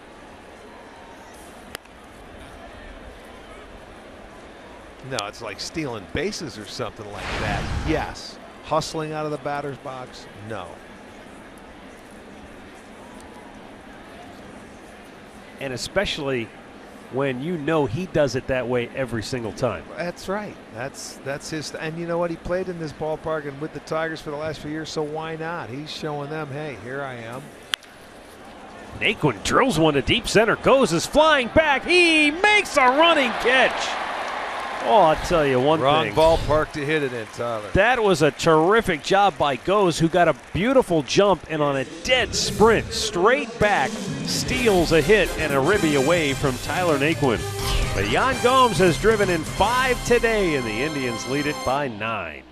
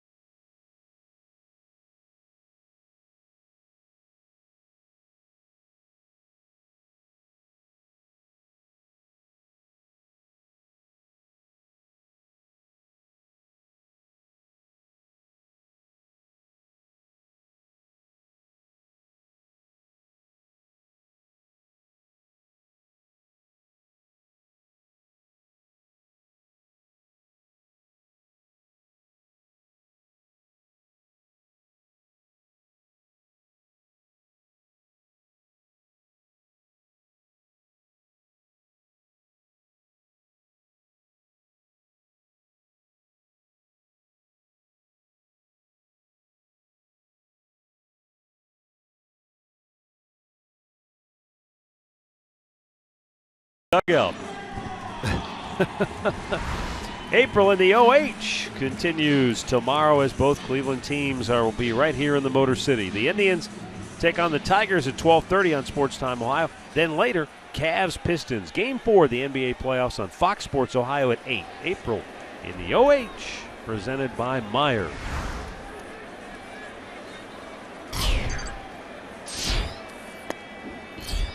Fastball in there for strike 1 to Miguel Cabrera.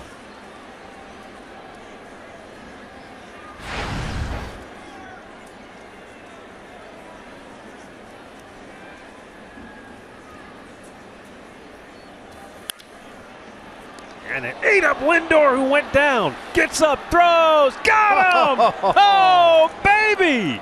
Lindor knocked to the seat of his pants, but he would not be denied, and now he can't believe it.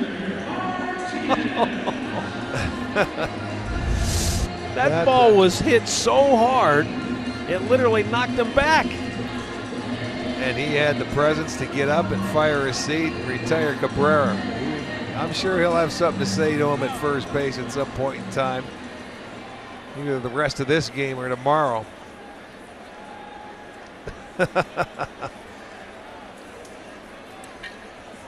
Oh, to the victors go the spoils, and the Indians are having some fun here today.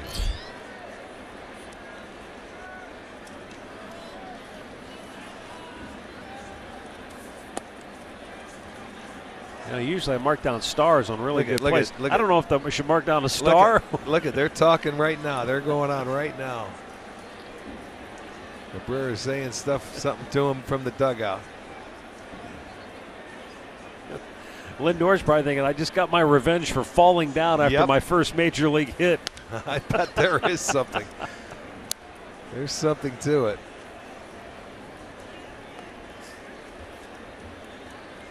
It's the first time he had to run down the line. He wanted that base hit because he's struggling. Well, I was going to say, Miggy might not be in the joking mood. He's 0 for his last 12. Well, that's right. And that's when you joke with him. He doesn't have many 0 for 12s. Now we've got 4 batting titles in your den.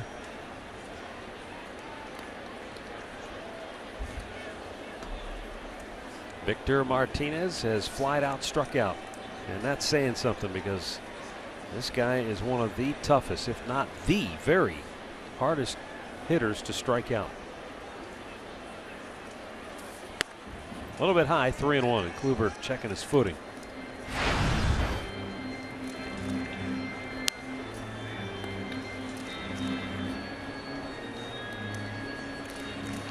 Victor recently picked up his 1,000th career RBI.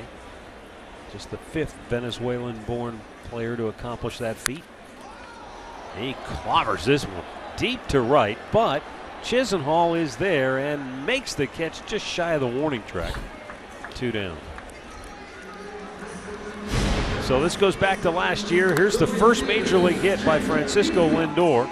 And if you missed it, he rounded first base and lost his footing and tumbled. Then he's pointed at Cabrera, and Cabrera said, "What do you mean? I didn't do anything." And now here today, Cabrera knocks him backwards, but Lindor gets up and throws him out. Fire to seed, and you know, he gets the last laugh. That was a ball hit right on the nose. He had no chance. You either catch it or that would have put a hole in his chest. It would have caught him.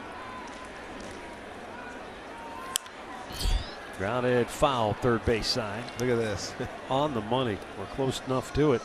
You know, that's the other thing, too, about that play. We see guys dive to their left, dive to their right, come charging in. Have you ever seen a guy go backwards, go back on his back like that, and still get up and make a play? No. The right guy was running, and no, it's a rarity. Watch. Directly. He couldn't get out of the way. I want to see with how fast the ball where's came the off the bat. StatCast on that? Do we have that information, guys? I don't think so.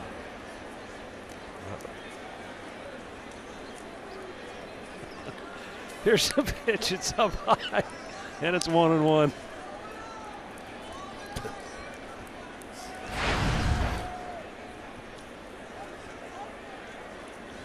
Hold on, let me get my stopwatch. I'm going to do it at the next break. We'll time it when it goes off the bat and into his glove. Can't we call into NASA and get that information?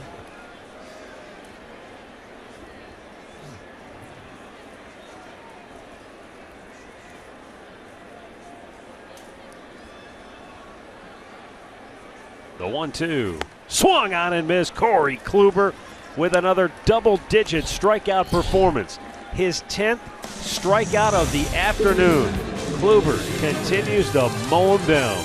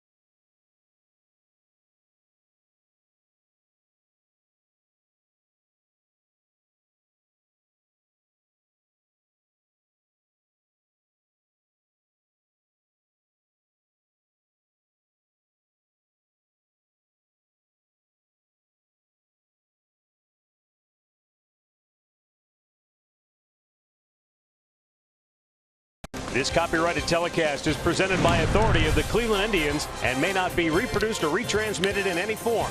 And the accounts and descriptions of this game may not be disseminated without the express written consent of the Cleveland Indians.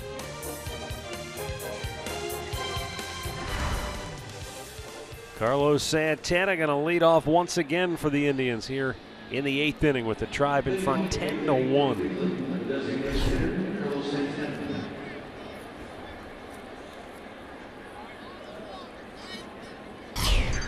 Tigers have made some changes defensively.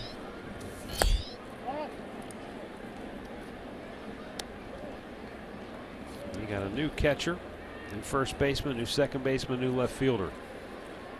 Jared Saltalamacchia has moved from behind the plate over to first base. Bobby Wilson now behind the dish. Our old pal Mike Aviles is in the ball game. He's at second base for Ian Kinsler. And the left fielder is now Tyler Collins. There's Mike.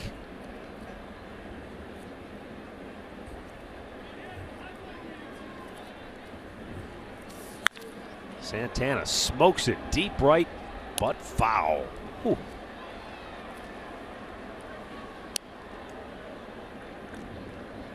There's Tyler Collins, who took over for Justin Upton out in left field.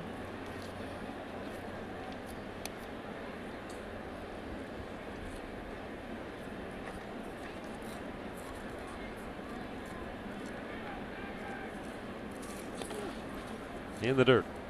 I don't know if Carlos Santana is going to stay in the leadoff spot or for how long, but it certainly seems to have gotten him going because he was really scuffling at the plate coming into this series. But as you pointed out, Rick, he's got 4 hits now in 2 games. Yeah, I think he'll be right back in there tomorrow. Well, you have to, man. Look at the offense today. 14 hits, 10 runs. Even though yesterday was a 2-1, you know, close 1-run ball game, he'll be. I don't see why not.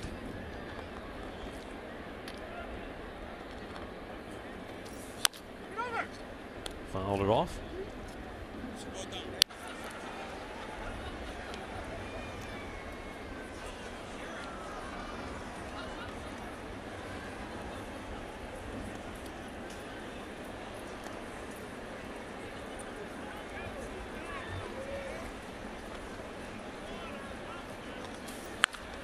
There's a hard hit ball to first, but Saltalamacchia will take it himself. 1 away.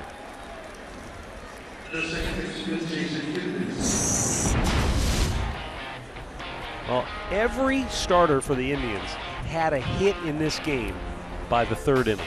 Yeah, that's a rarity. But that's it's been a while since we've been able to do that. A lot of crooked numbers.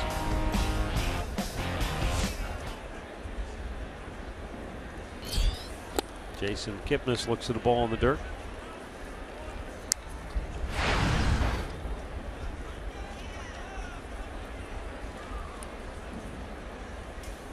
We're in the 8th with the Indians on top 10-1. I know a lot of fans showed their support last year to Mike Aviles and his family while his daughter Adriana went through treatments as she battled a children's form of leukemia, and he certainly appreciated all of the well wishes and the support. And when he got to spring training this year, he let it be known that Adriana is cancer free.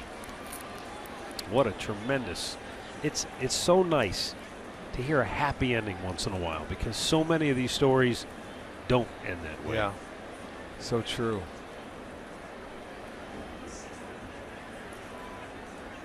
Now the 1-2 upstairs.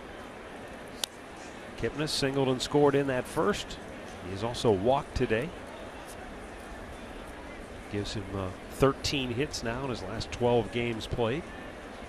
As kind of steady as she goes for the Indians' second baseman.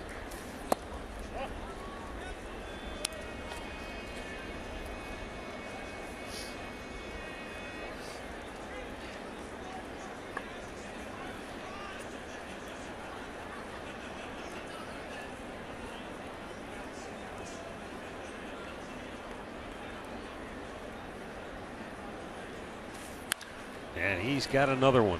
Beautiful. Line drive base hit to left. You know, today's is a game. Jason Kipnis and Francisco Lindor and Mike Napoli, they can't drive in the runs every single game.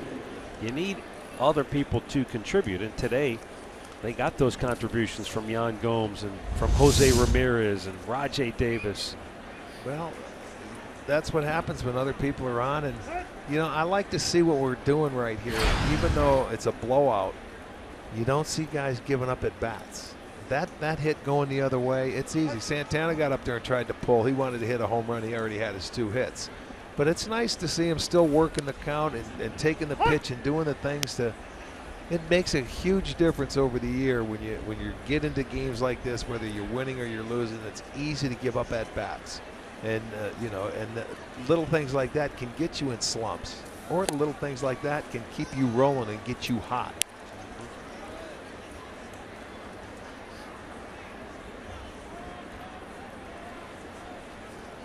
Well, the Indians have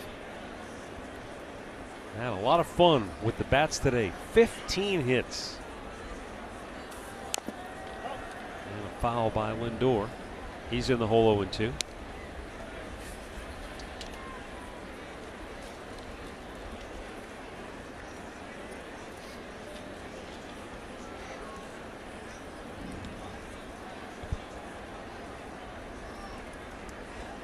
Yeah, they so far 14 was their high.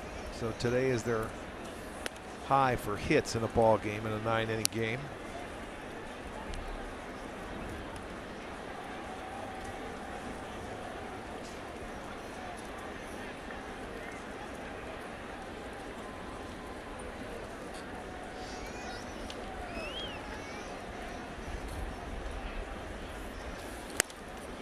Lindor might have chased one up out of the strike zone.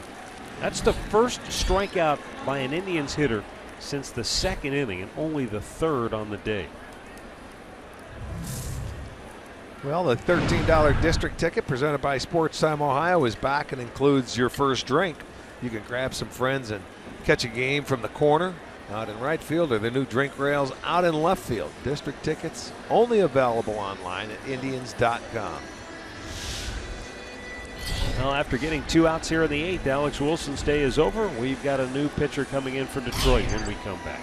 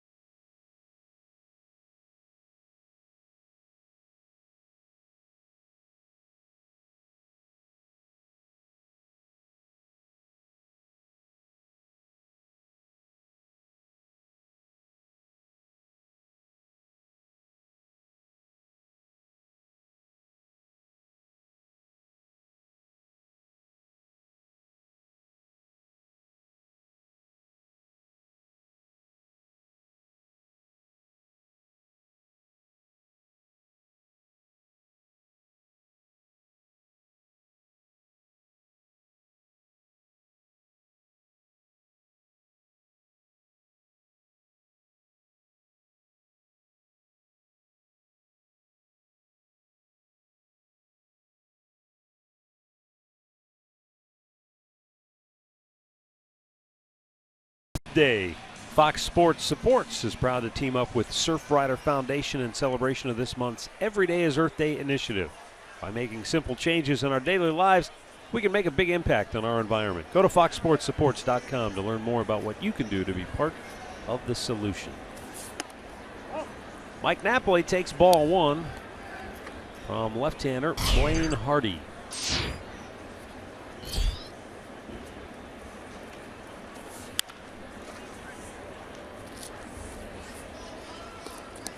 Fourth pitcher of the afternoon for Detroit.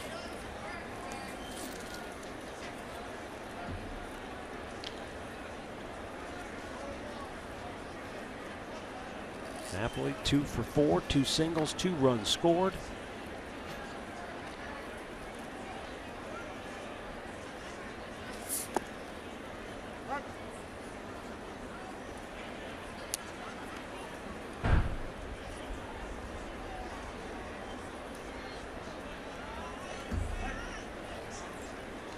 Just the second appearance this year for this Tiger left-hander. They have 3 southpaws in their bullpen.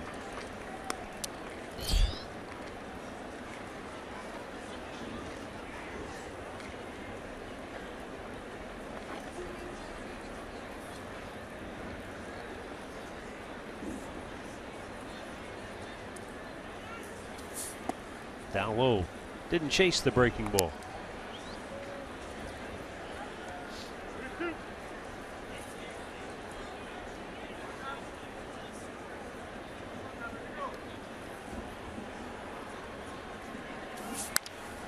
Napoli sends a ground ball up the middle, and the inning is over. We'll go to the bottom of the 8th in Detroit. It's the Indians 10 and the Tigers 1.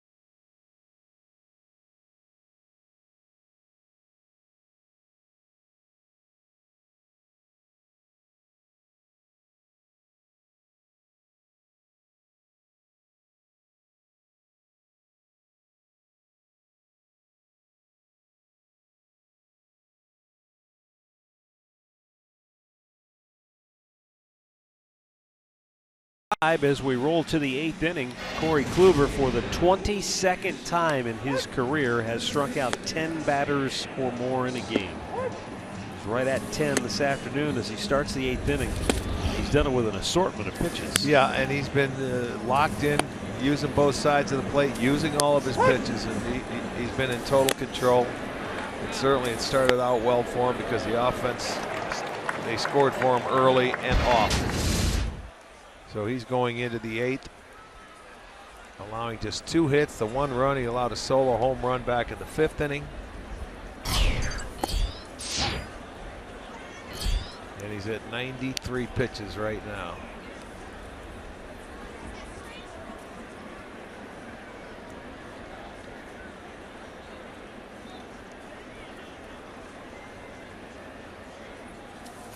Nick Castellanos goes after that pitch and fouls it off, 1-1.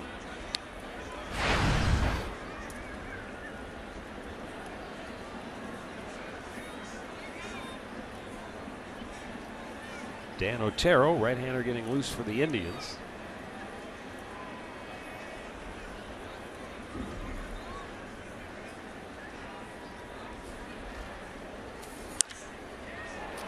There's a high fly ball to center field. Naquin has a long run to it and makes the catch on the warning track for out number 1. Francisco Lindor defensively, this was a sensational play earlier in the ball game, and then this one later. This ball was hit at 102.6 miles an hour off the bat of Miguel Cabrera. But Lindor stayed with it, even though it knocked him to the seat of his pants. He got up and made the play. You talk about having fun, enjoying yourself out there. That's great. He is a good shortstop. Our man Mark Koha down in the truck. Somehow he did the calculations on that. Came up with that 102.6. He guessed. Maybe that was the radio station he was listening to. I think it was. Dan Otero getting loose as Kluber closes in on 100 pitches for the day. But again, this is one of those outings where it's not the pitch count, it's the fact that he really hasn't been in any stress at all. Because the Indians scored 3 before he threw a pitch. And by the third, it was 7-0, 8-0, and he's just been able to go out there and pitch free and easy. Yes, he has, and get your work in, and it'll be win number 1 for him. Saltalamacchia took him deep for the only run for Detroit today. That was back in the 5th inning. Yeah, he made a mistake. Threw him a fastball down and in, right into his nitro zone.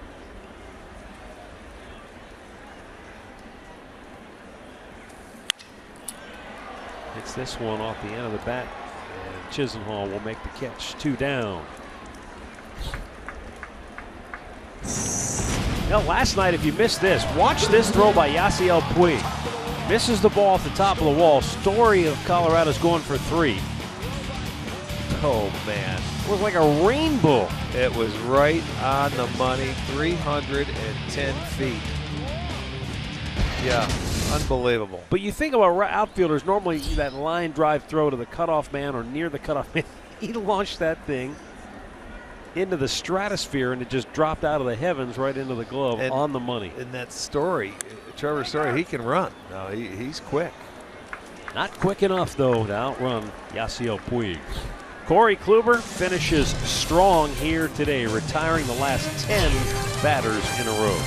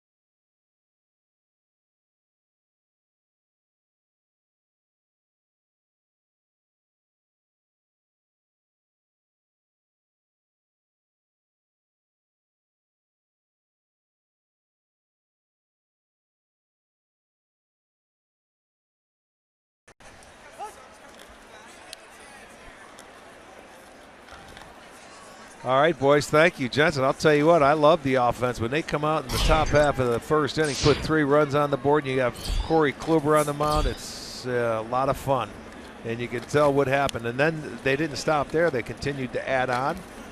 And Kluber just did his thing. I'm sure he's probably going to be done right now, but that's fine. This guy, Yan Gomes, has had a wonderful afternoon. Yes, he has, tying his career high with 5 runs batted in.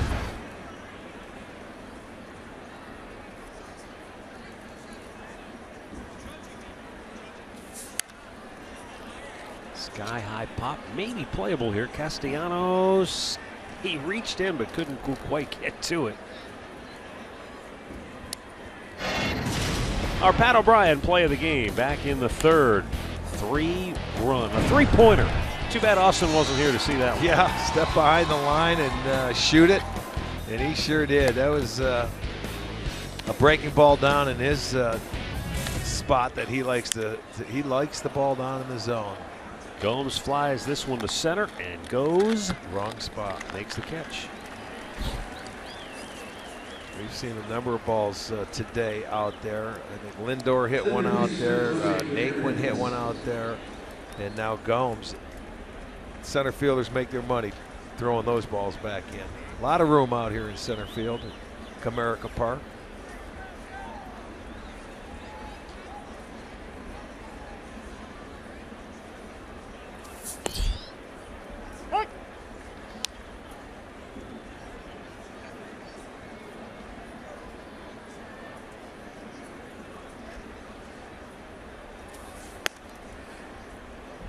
Well, Monday we'll be in Minneapolis to take on the Twins at Target Field. And that will be the Twins' first game home since the death of music icon Prince.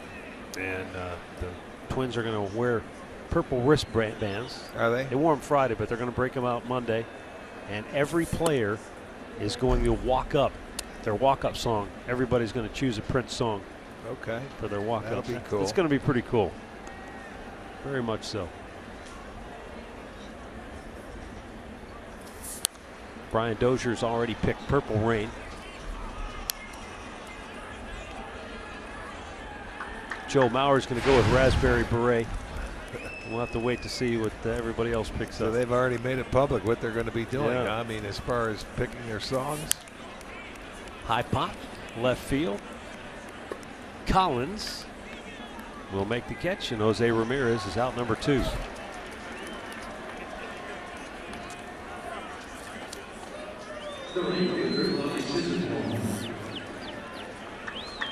Lonnie Chisenhall, 1 out of 4. He tripled and scored in the third.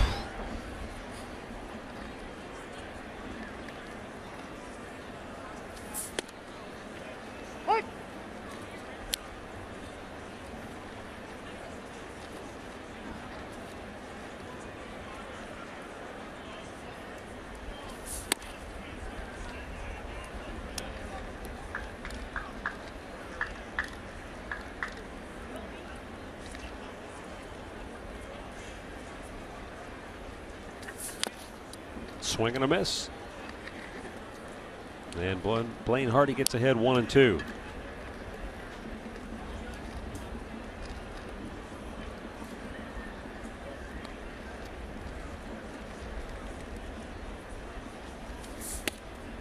A little bit too tall.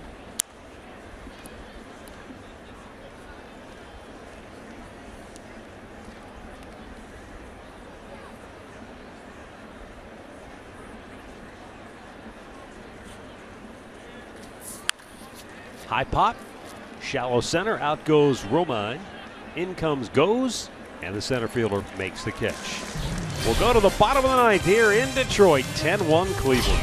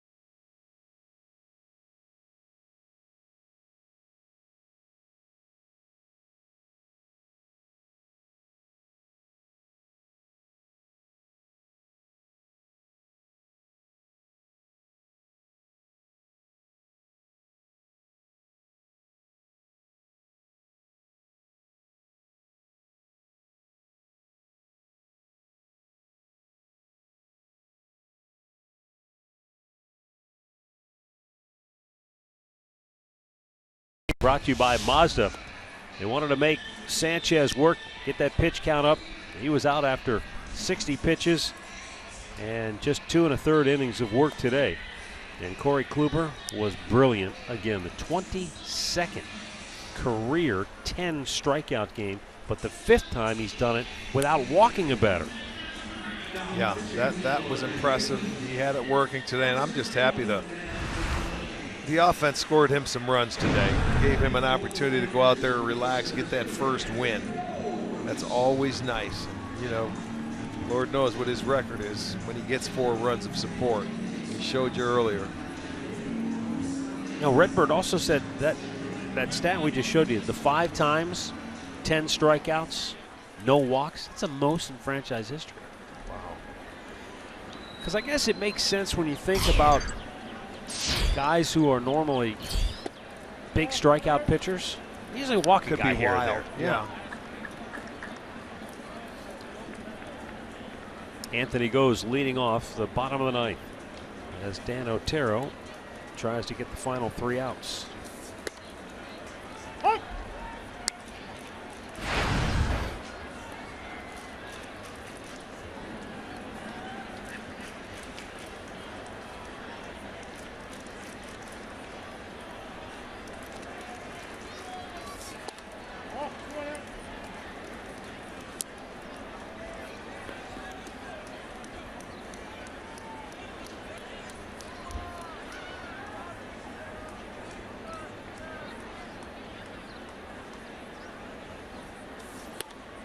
Swung on and missed.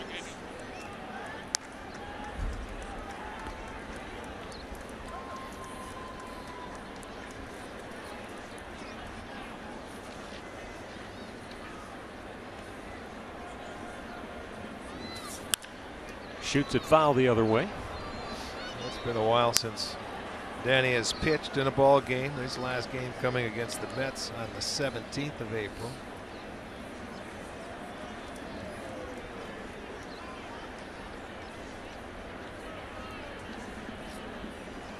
2-2, swung on and missed. He strikes him out.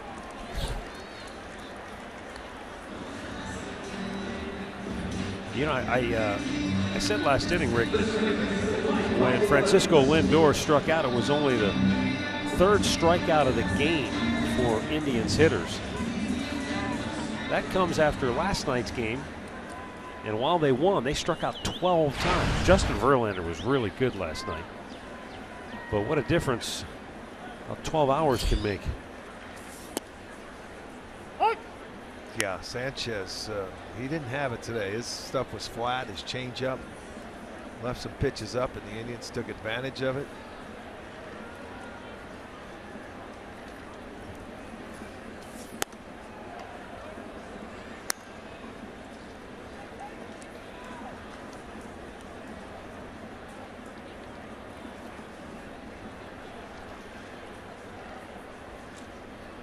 Tomorrow's series finale features Carlos Carrasco and Shane Green matching up, and we'll have it for you at 1 o'clock right here on Sports Time Ohio. Another big sports day in Cleveland. We'll have the Tribe and the Tigers series finale at 1, and then the Cavs go for a sweep of the Pistons tomorrow night. That game can be seen on Fox Sports Ohio. That's a late one tomorrow, is it? 8 o'clock? I think it is. I didn't see the exact game time. I think it is 8 o'clock. 8:30 tip, Murph says. Okay. There it is. April in the OH, brought to you by Meyer. Great day tomorrow. And a great day, great weekend to this point. Indians and Cavs both won last night. Indians following it up with a demolition derby display of offense here this afternoon.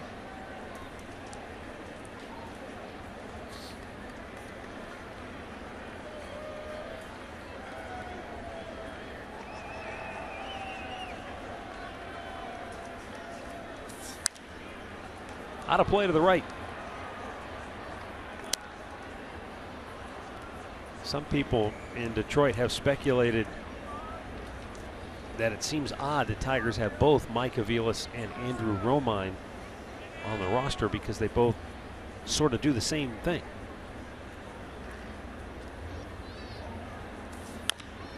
Avila's little bloop shot toward third.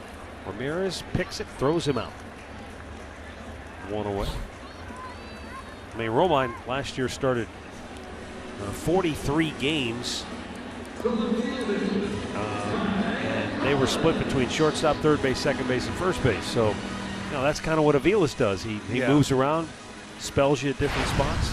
Avila's the difference. He played some outfield here in Cleveland. Tyler Collins getting an at-bat with 2 down here in the ninth. Fouled back out of play.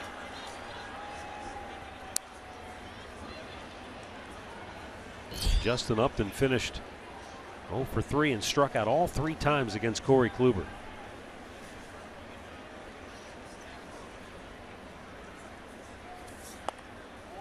Now he knows what everybody else has been talking about. Yeah. I guess you have to get in that box and see it for yourself, but he saw it firsthand today.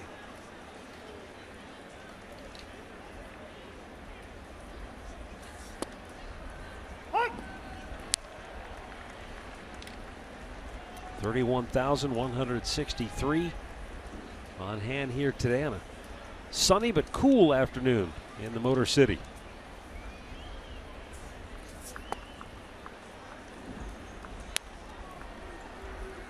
And while this has been a tough place to play for the Tribe in recent years, they have a chance now to sweep the 3-game series tomorrow. Collins down on strikes to end the ball game as the Indians tattoo the Tigers by a final count of 10-1.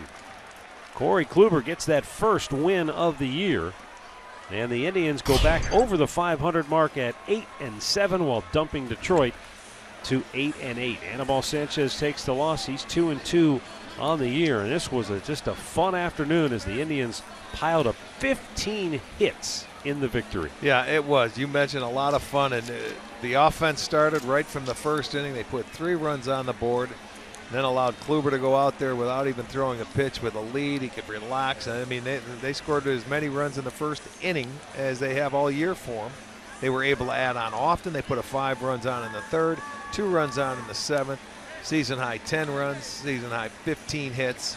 A great afternoon all the way around, and a fun, like you say, a fun afternoon where they could relax for once. Santana, Kipnis, Napoli, and Rajai Davis all had 2 hits today, but the big afternoon belonged to Yan Gomes, who went 3 for 5 with the home run and a career high tying 5 runs batted in.